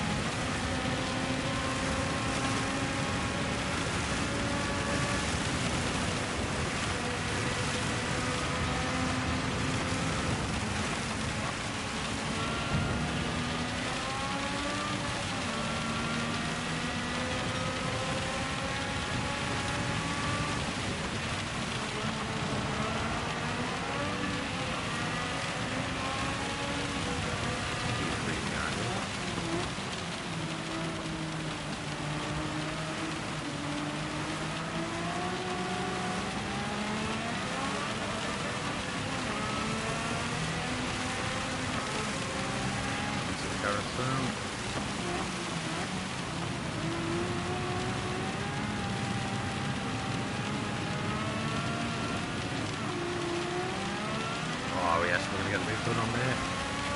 Doing it sideways as well. A bit of a kick of the car there.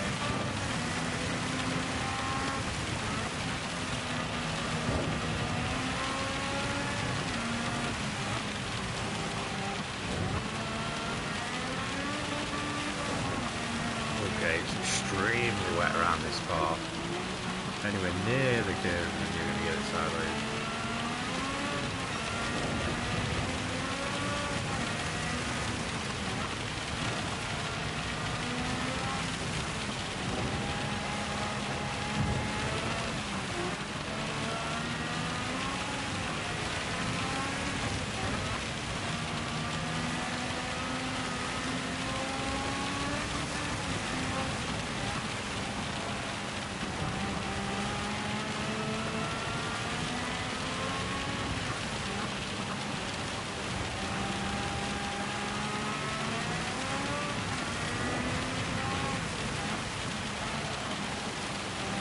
Yeah, definitely feels like it's raining heavy at this part of the track. Lots of standing water on the inside of every turn.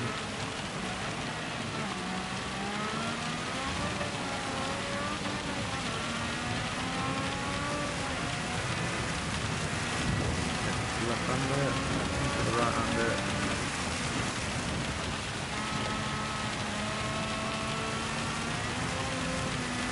Definitely. Constantly spinning the rears up, simply try and put power down. Down there, into the right hander. Get the slow going. No, we're sideways. Just keeping it off the grass again.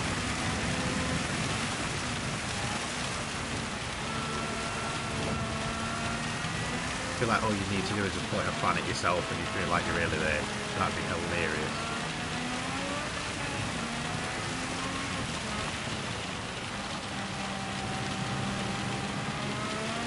That's a big long straight in a minute.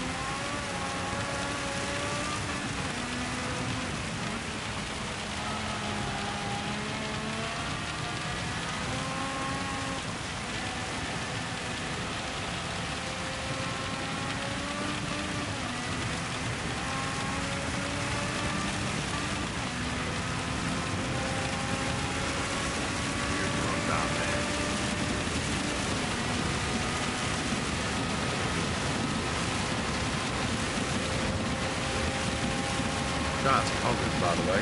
Yeah,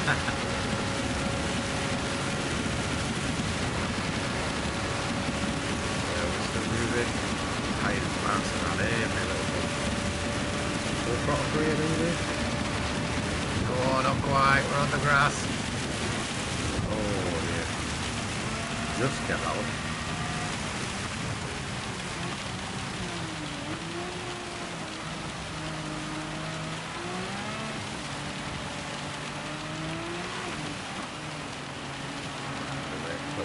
Possible.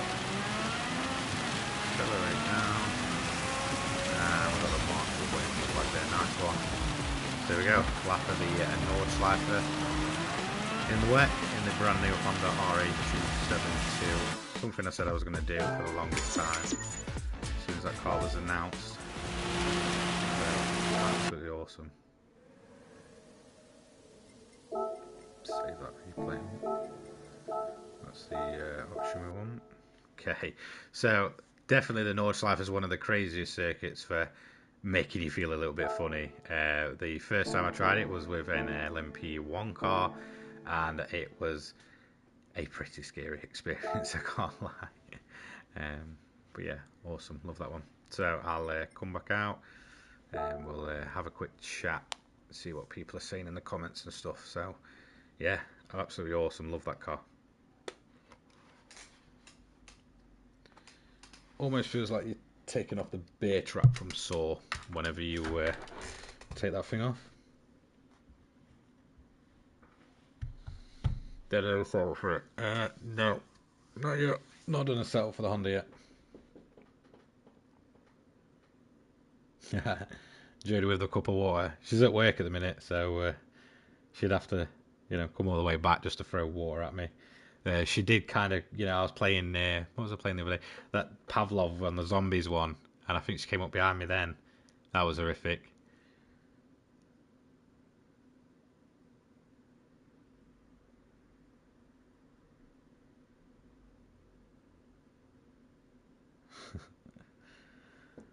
The Tom Hawk around Tokyo in VR. Ugh. Nah, I think that would make me sick.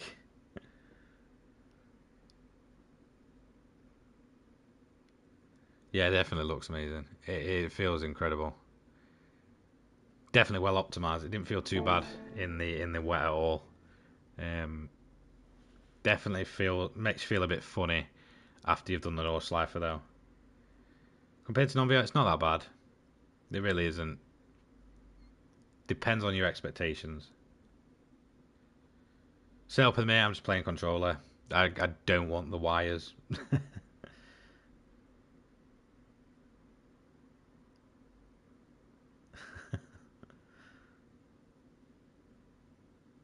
So yeah, in terms of graphics, honestly, inside the cars, it's incredible.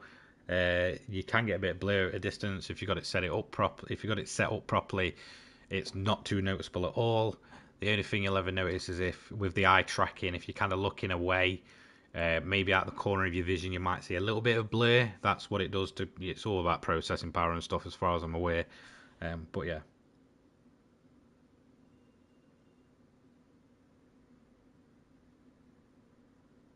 Yeah. Yeah. Get a fan. Fan mounts would be incredible. Yeah, I might run the Honda for next season's league. I mean, season 2 still runs all the way until like what, August. So we've got a while yet. Might be other things that come in. But yeah, the Honda, what a car that is! It's just incredible. Such a nice drive as well. And it's one of those cars that just seems to do everything. It can't really seem to do wrong. What nationality am I? I am English, believe it or not.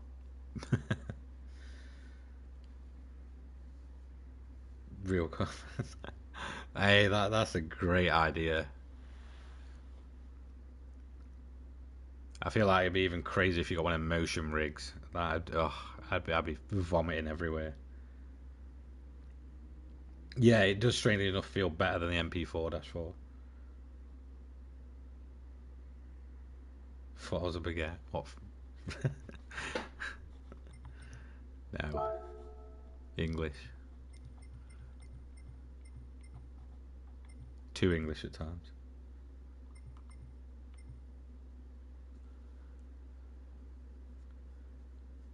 I'll make your livery for this hashtag. If you just use my screen name, use the channel name. Choose it. In fact, I do need to check that. I was giving it time to build up.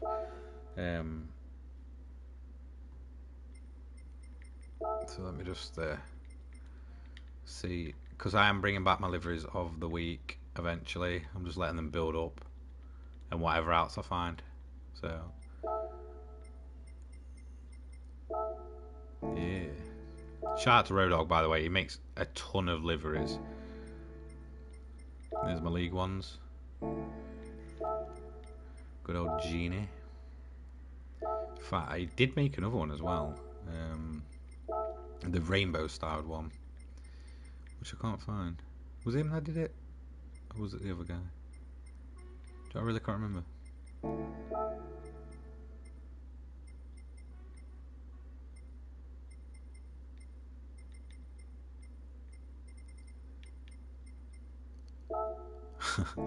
John Cooper Works replica.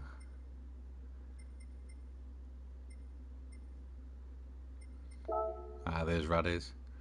Yeah, I think that's the car he wants me to give a test out to.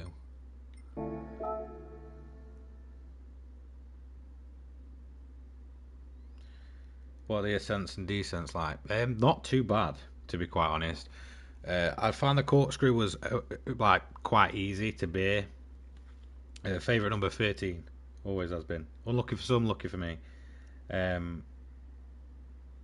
But that one we did with the Ferrari just felt huge, like ridiculously big. So yeah, it's not too bad. I think the thing with the Nordschleife and why it probably is the only track to make me feel a little bit like oh after a bit is because it just goes on so long and it's constantly up down, left right, which is just yeah, it can get a bit much at the Nordschleife. Definitely not a race I'd want to do for too long. I think another lap at that and I would feel rough.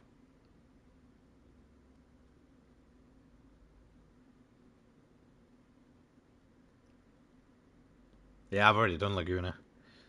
It's not bad. I thought the corkscrew might be too much, but it doesn't feel too bad at all.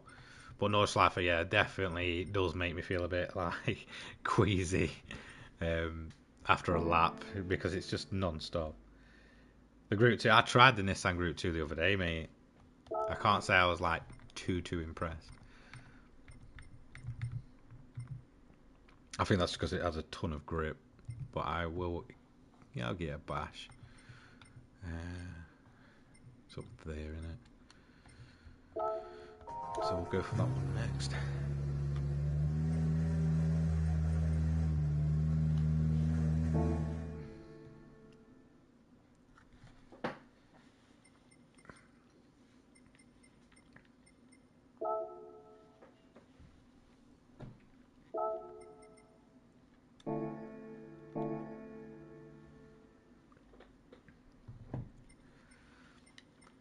So, in fact,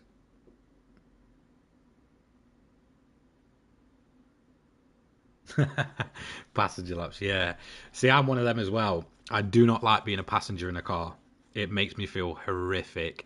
And I think the lack of being in control of a car is just the worst feeling, especially as someone that, you know, likes to drive cars and likes to drive them fast and stuff.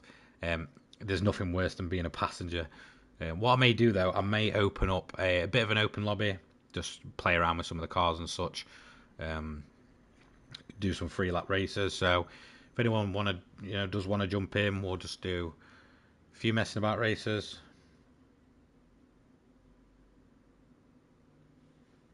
I'll maybe do like 30 minutes of it. So if you are online and you want to jump in, there's an easy way to do that. Just look for the lobby name.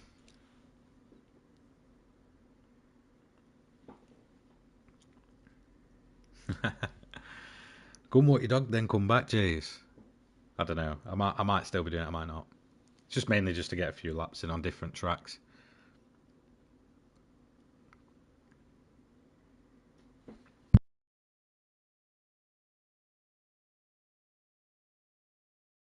Always hated how long that takes. Feels like it takes absolutely years to. So I'll leave it as public. We'll not do qualifying or anything. What is a track I'd like to take a look around?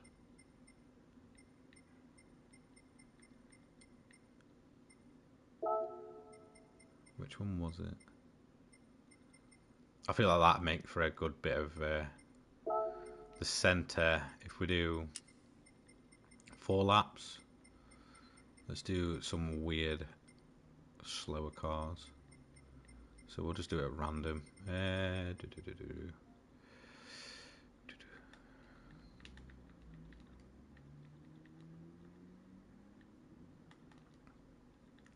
We'll just call it that for now. I'll do. Just a little race for fun. We'll keep swapping the track out every time, so if people do get in. Bathurst in the Fiat 500. Am I into Formula 1? Yeah. Massively. Ferrari die hard since the day I was born. Well, since I was about 4 and I became aware what F1 was. That was it. Ferrari all day. It just rolled back down anyway at Bathurst, that thing.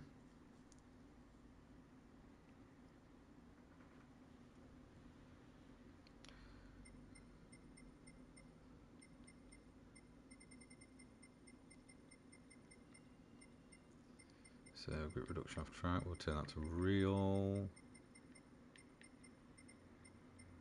We'll just leave it as open for now. I'll change the settings as people jump in.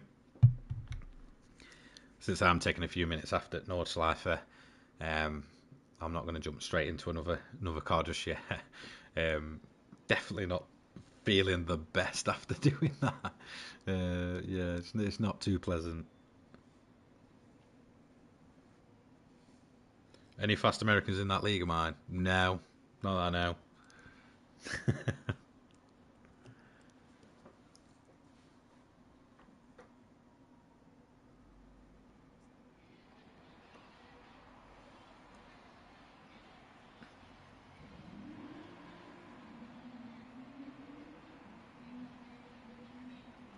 Yeah, I need some fast Americans. Yeah, definitely, mate. Yeah, yeah. The current bats that we've got, they're just not, they're just not getting there.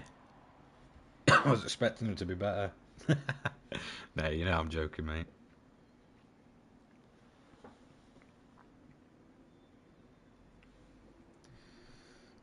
Okay, that's starting to fill up quicker than I thought.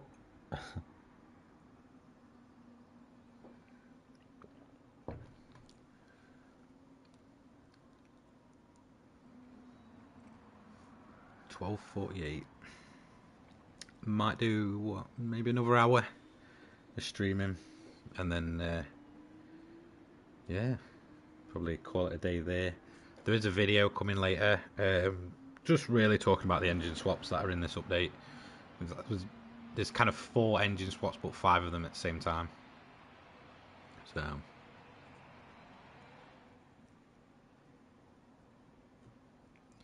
If you're interested in engine swaps, not like any of us can get any of them, but hey ho, Polyphony, make them buyable, please. 4 more hours. Nah, I don't have 4 more hours to stream, mate. I've got things to do. I've got a whole weekend of working. I've got a Got a 15-hour shift tomorrow, 15-hour on Sunday, off Monday, Tuesday, and then back again for a 15-hour on Wednesday, and then Thursday, Friday, before I have a decent chunk of time off again.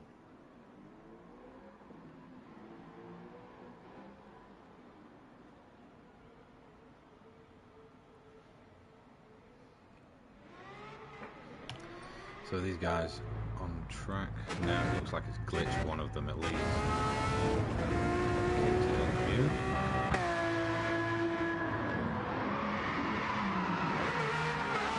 Usually as and when I can. I do aim to at least do one a week, which doesn't always go to plan. It just depends on what's going on in the world of Gran Turismo. When I get my lobbies back up and running again, I'll be streaming them. So like when I do community lobbies and stuff. So yeah, usually once a week, videos every day, or at least I try and get one out every day.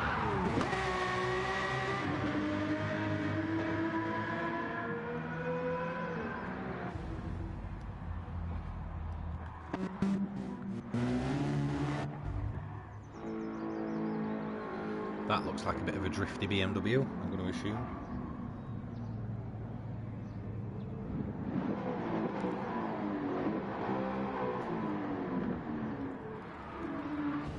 Route 2 GTR, come back in the pits.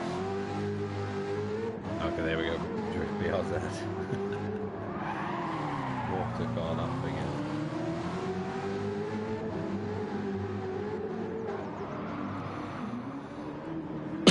Oh dear.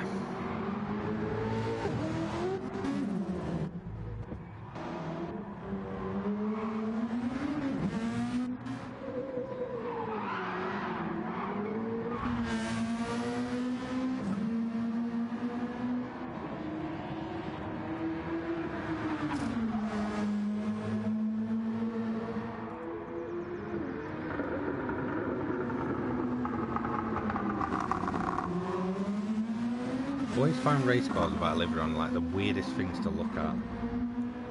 Just bizarre. Okay, so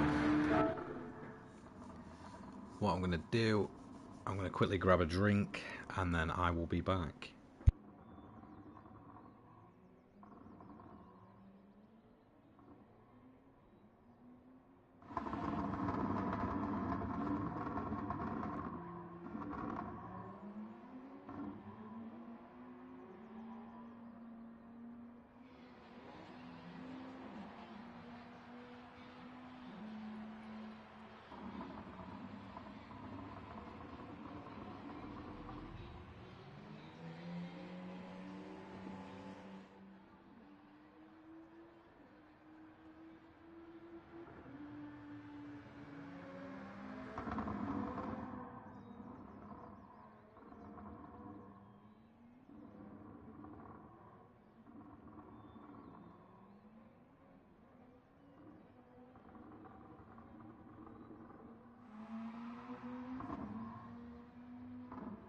Right, nice one. I am back.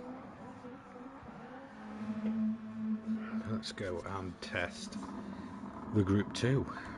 See what this one's like in VR. I did go in it slightly the other day, but I did it in the wet, and I just wasn't that impressed. But I think that's because the car just felt awful in the wet. So we're going to try it in the dry.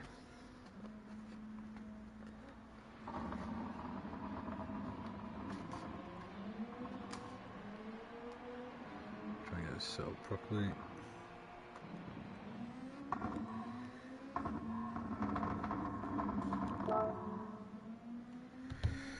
Oh, creaking chair, obviously. Really need to get that replaced, to be quite honest. Just never got around to it yet. So let's go and get ourselves on track in this thing. Sort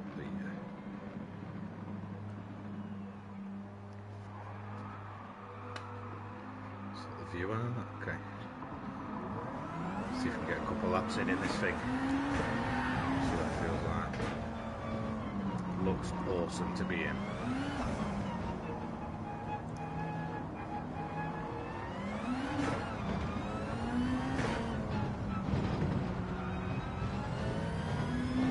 forget how fast that runoff down here is.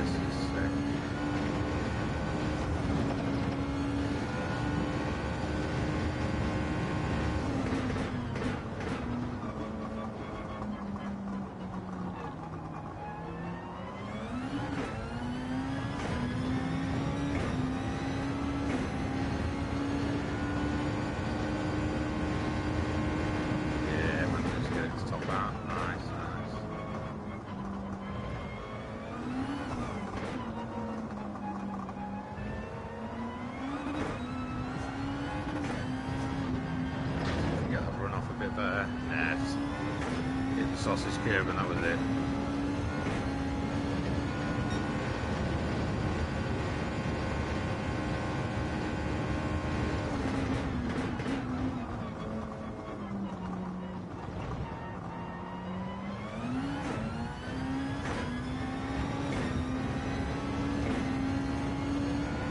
So many switches.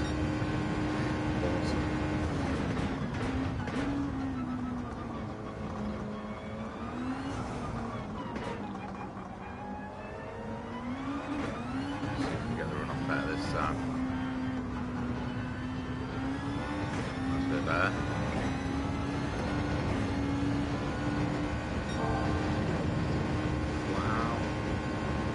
Sector, not too bad.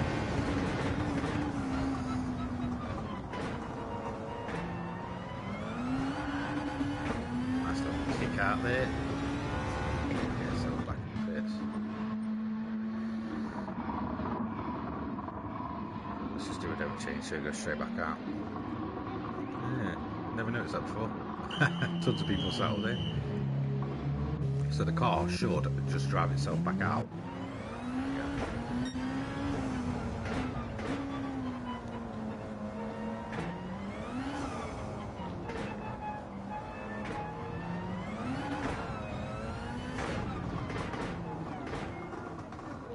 Park the car and have a look around it. Yep, safety first.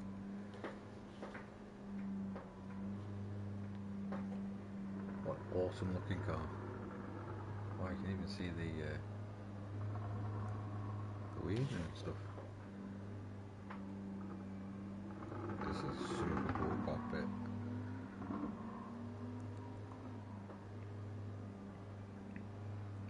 Rain, wind, wiper, emergency, fan on, fan, light, paddle. The detail that goes into this thing is just incredible.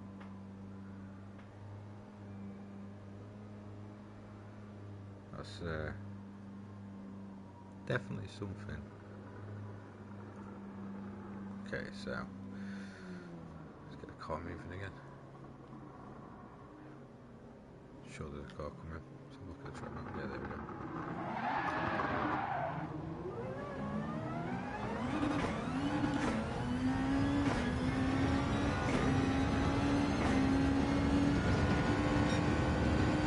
Let's see if we can get a little race going. Just be 3 of us for this one.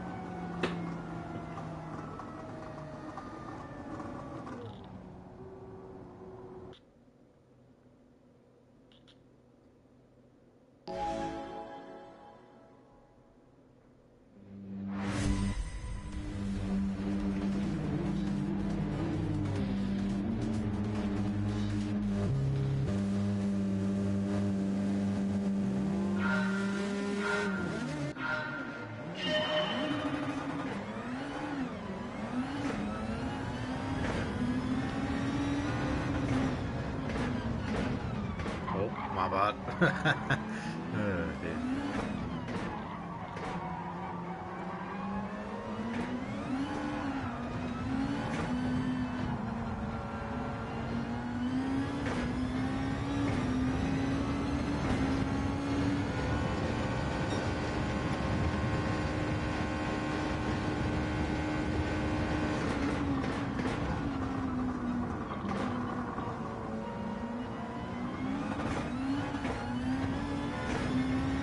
Lots of kick from the rear on this car. It's a bit of a beast to drive.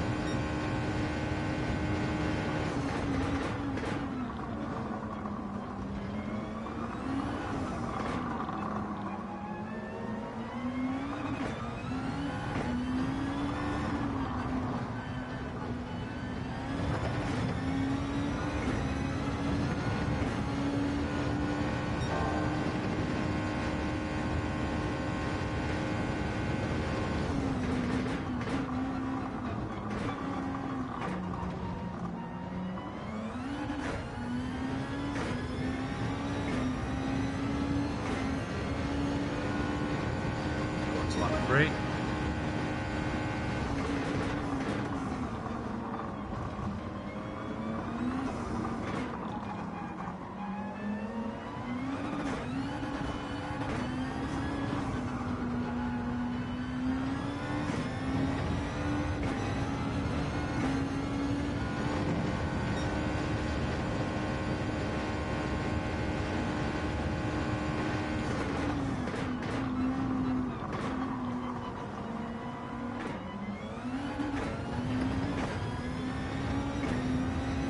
Such a different viewing angle from the usual cockpit.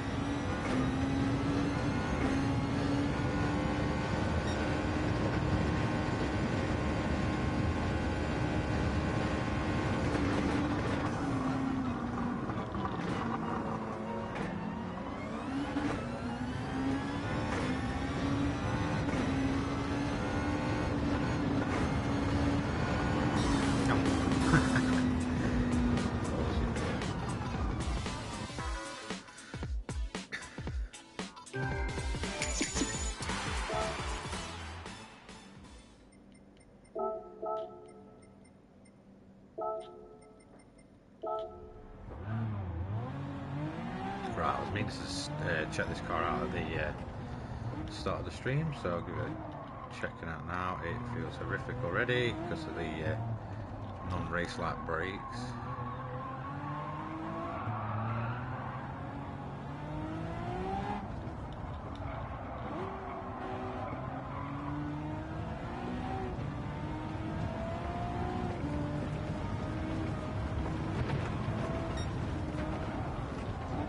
Okay, that feels really bizarre. Awesome looking inside there. Nice. See if you...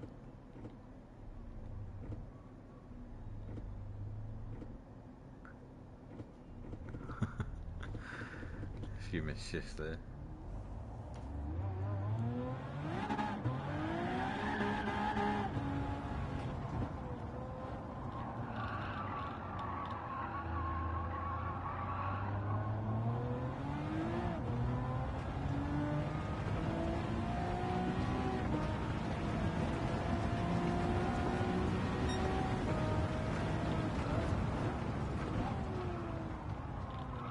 Definitely some upgraded brakes on this thing. Try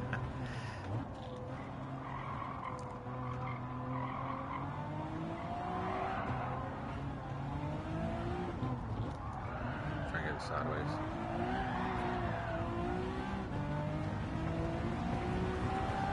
Very good. Yeah, okay, didn't want to go sideways, just wanted the barrier. Oh, such a cool looking car inside, so we'll get out of that one. Just take a couple of minutes, so I'll go and read the chat.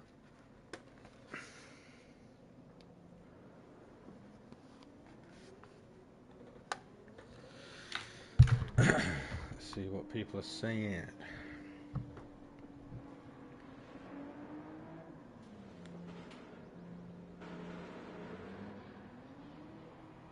Finally got yourself PS5, nice. You won't regret it.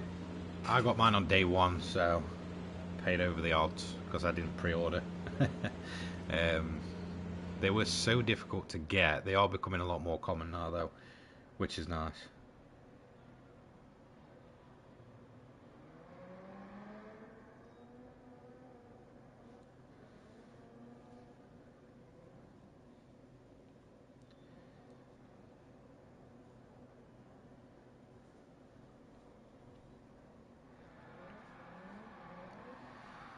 So, just sorry Storm, I'm just going to back out of this lobby a minute.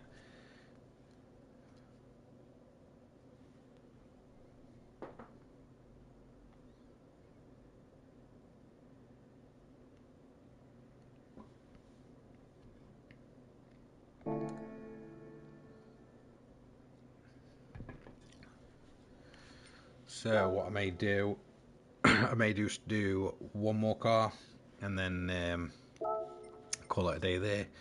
Got some editing to do this afternoon, which is always fun. Not. Yeah, the VR replays are pretty good. Definitely something to look at.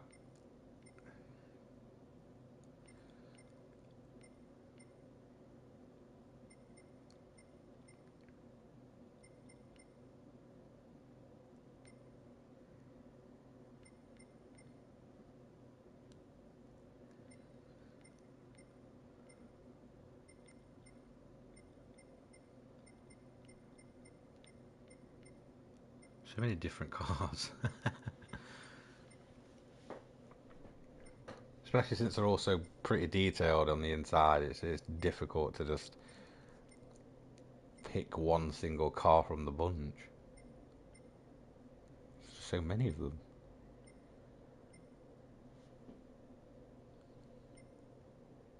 What we got?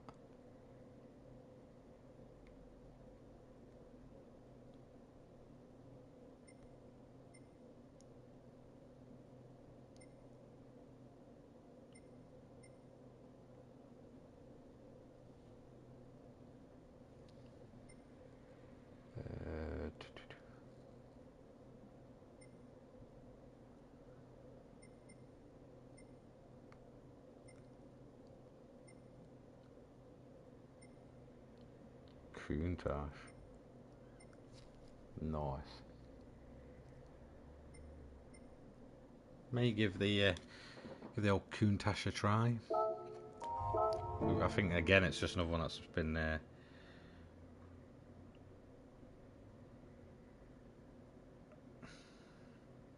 don't think I've heard of anyone having any issues with the eye tracking.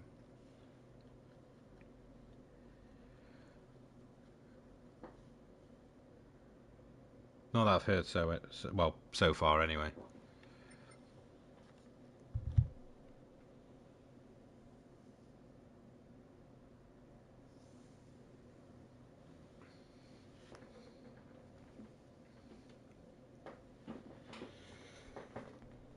Ooh, yeah.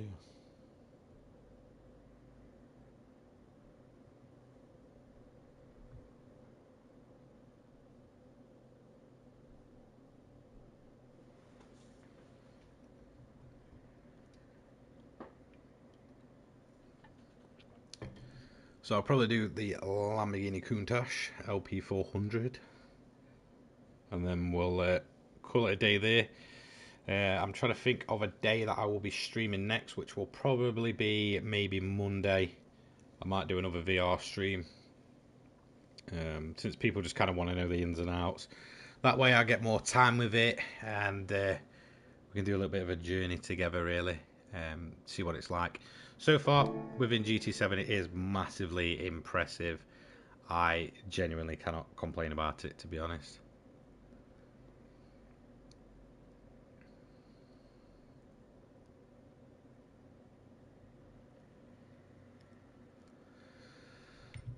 So let's have a look.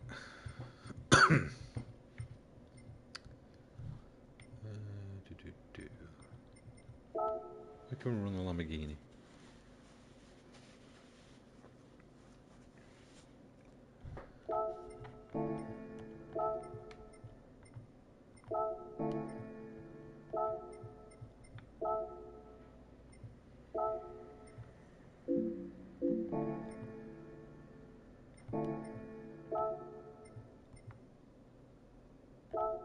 Run it there.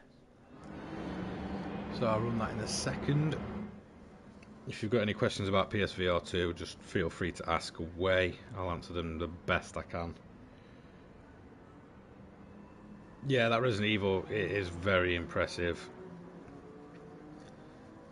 But to be quite honest, I'm just terrified when it comes to stuff like that. It puts my anxiety through the roof when playing those kind of games. So I could just, VR, just awful. Yeah, it's cool though. It's great to see games like that getting proper support as well.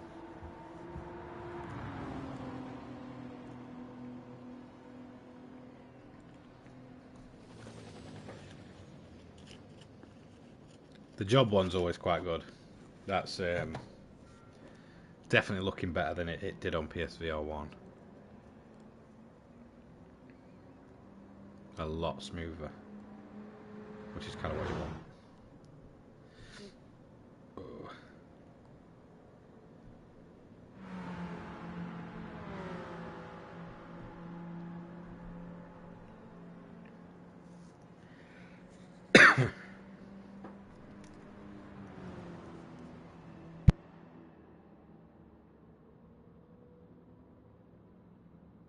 Pavlov later, Jace. Yeah. I honestly I can't do more than like 15 minutes where I wanted to puke my guts up. It's so bad. Well, it's not a bad game. It's amazing. It's just, oh god. I don't know if it's just me, but I just feel like I'm constantly in motion, even though I'm like stood still. It's my brain just can't wrap itself around what's happening.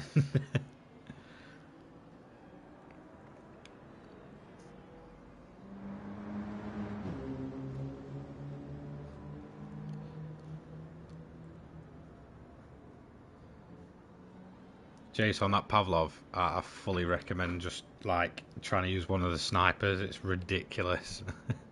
Having to try and pull the bolt on it. Thank you, Jacob. Do I recommend buying it for GT7? Yeah, of course I do. It is good. And the fact that it's not limited to, you know, like one game mode or anything, then yeah.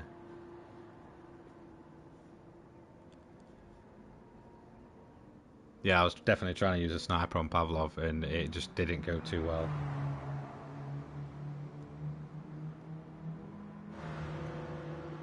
I was pulling the bolt apart and then I realised the one that I was using only took one round, so then I was having to grab it out of my pocket and put it in. Meanwhile, you've got like bots surrounding you. It was so funny.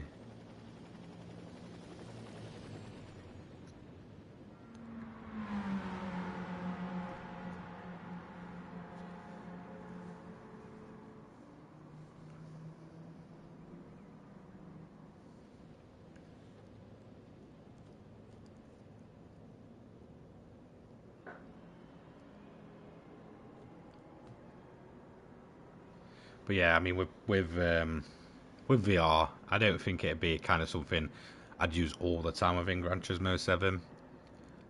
Mainly just because of, you know, the motion side of things. So yeah, hopefully they do put it in. But bare minimum with those guys.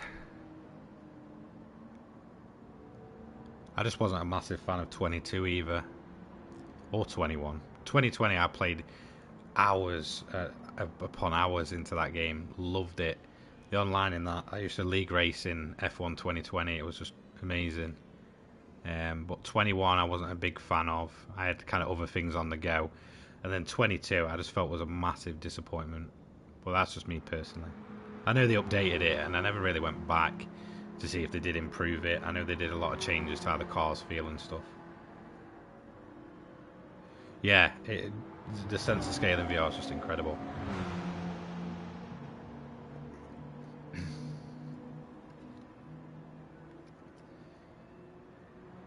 Especially the small cars, like the little Honda that we tried earlier, the new one, just looks so small in VR.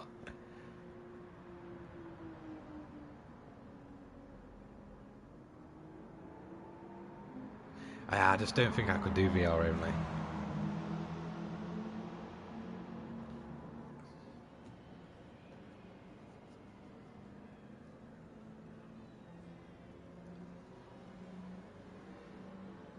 It'd be something that I could probably use, like I said, maybe an hour or so a day, maybe a couple of hours tops, or if I'm just chilling and stuff. But I don't know. I think when it comes to like competitive racing or anything, I don't think I'd use it then.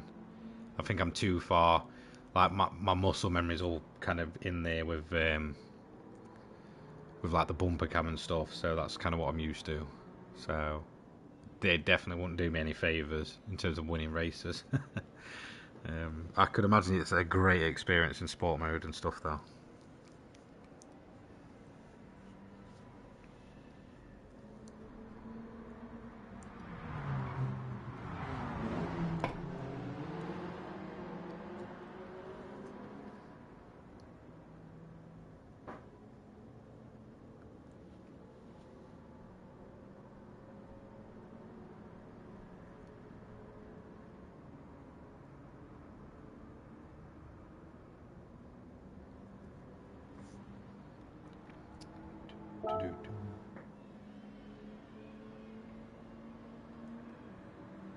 Yeah, it does change the way you play it, that's for sure. It's almost like a whole different game. I mean, it really is something special, to be honest, in terms of VR. Found out about it on the next league race. uh, that depends if you crash again, Jay.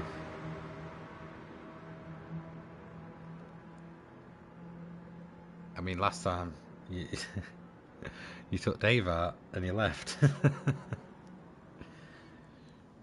No, I'm just playing, mate.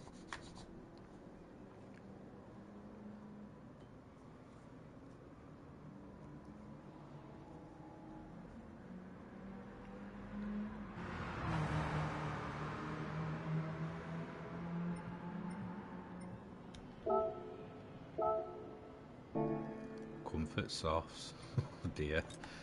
See this one going well. Never been the biggest fan of the road cars in this game. Absolutely love them, but the handling always just seems so off when you go from something like a race car to it. Dave forgave me. Yeah, eventually. It was funny though, I can't lie. Well, I'll never forget that moment.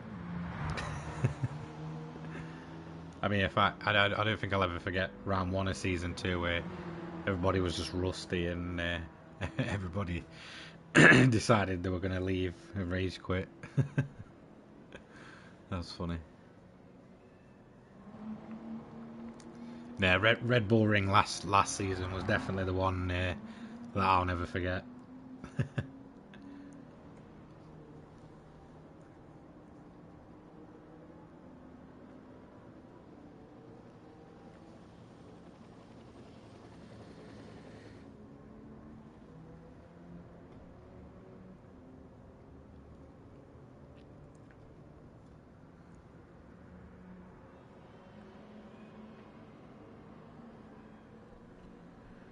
So, just make sure I haven't missed any chats.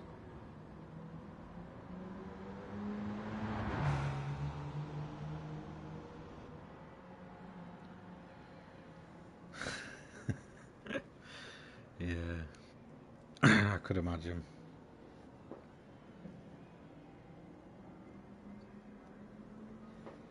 I found Road Atlanta was a bit the same with the Nissan. It was great on race pace, but in qualifying pace there was just nothing there. It was just weird.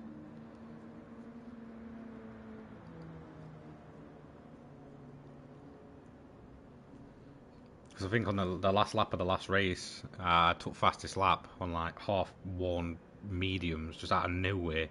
So there was definitely race pace in that car, but there just wasn't any qualifying pace at all. I just couldn't get the car to stick how I wanted it to. So I'm going to put VR back on. Yeah, Gino dominated. What, that Honda with its 4 extra brake horsepower. Put the headset back on and we'll do one more run. We'll use the Countach, the good old version. A car that I've never actually driven within this game. Usually I use the 25th anniversary as my kind of go-to car, to be quite honest.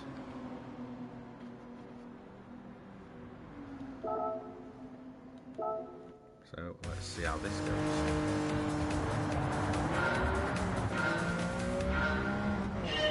Awesome looking interior.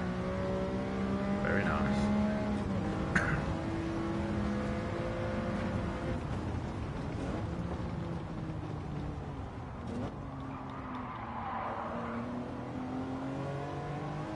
See if we can make a move on the Clio. Get a nice little kick out. Oh, forgot it goes left here, all the way around.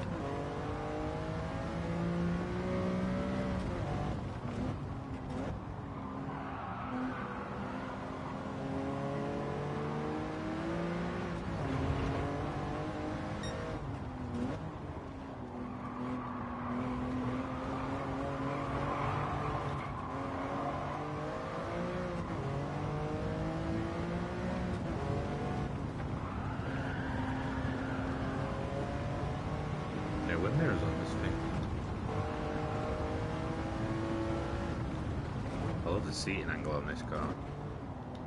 That's great.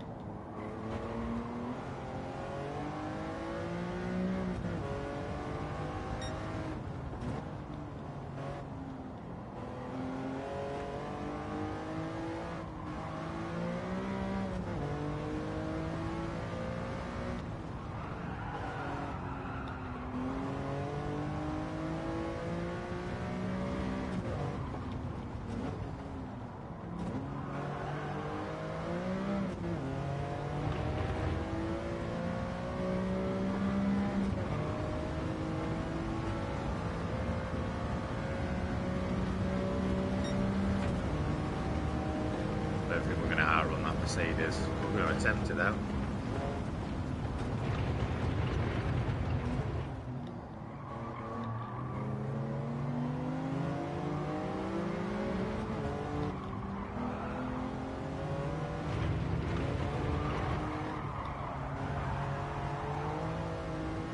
Kick the back end out into first place. And overshot that one. We're going to get it in the key there. There we go.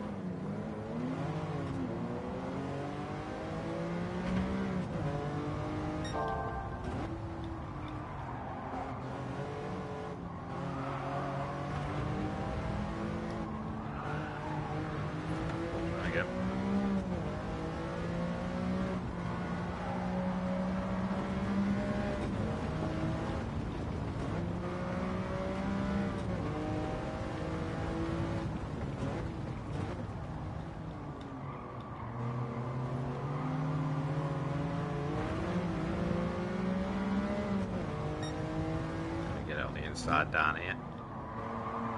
Defend it off. Yeah, there we go.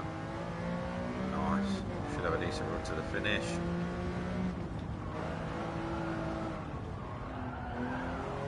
Just wants to kick itself out all the time.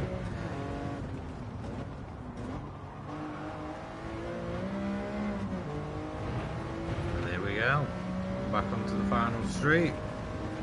That's a nice little win for the Lamborghini. Another key in the ignition there. Awesome.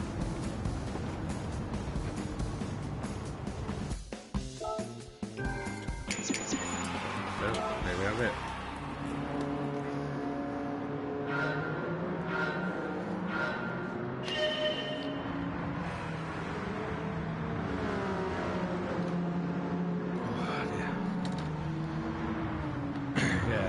Absolutely awesome to race in. Really enjoy that one. Yeah, it was already quick. And the Honda now it's just even faster. Yeah.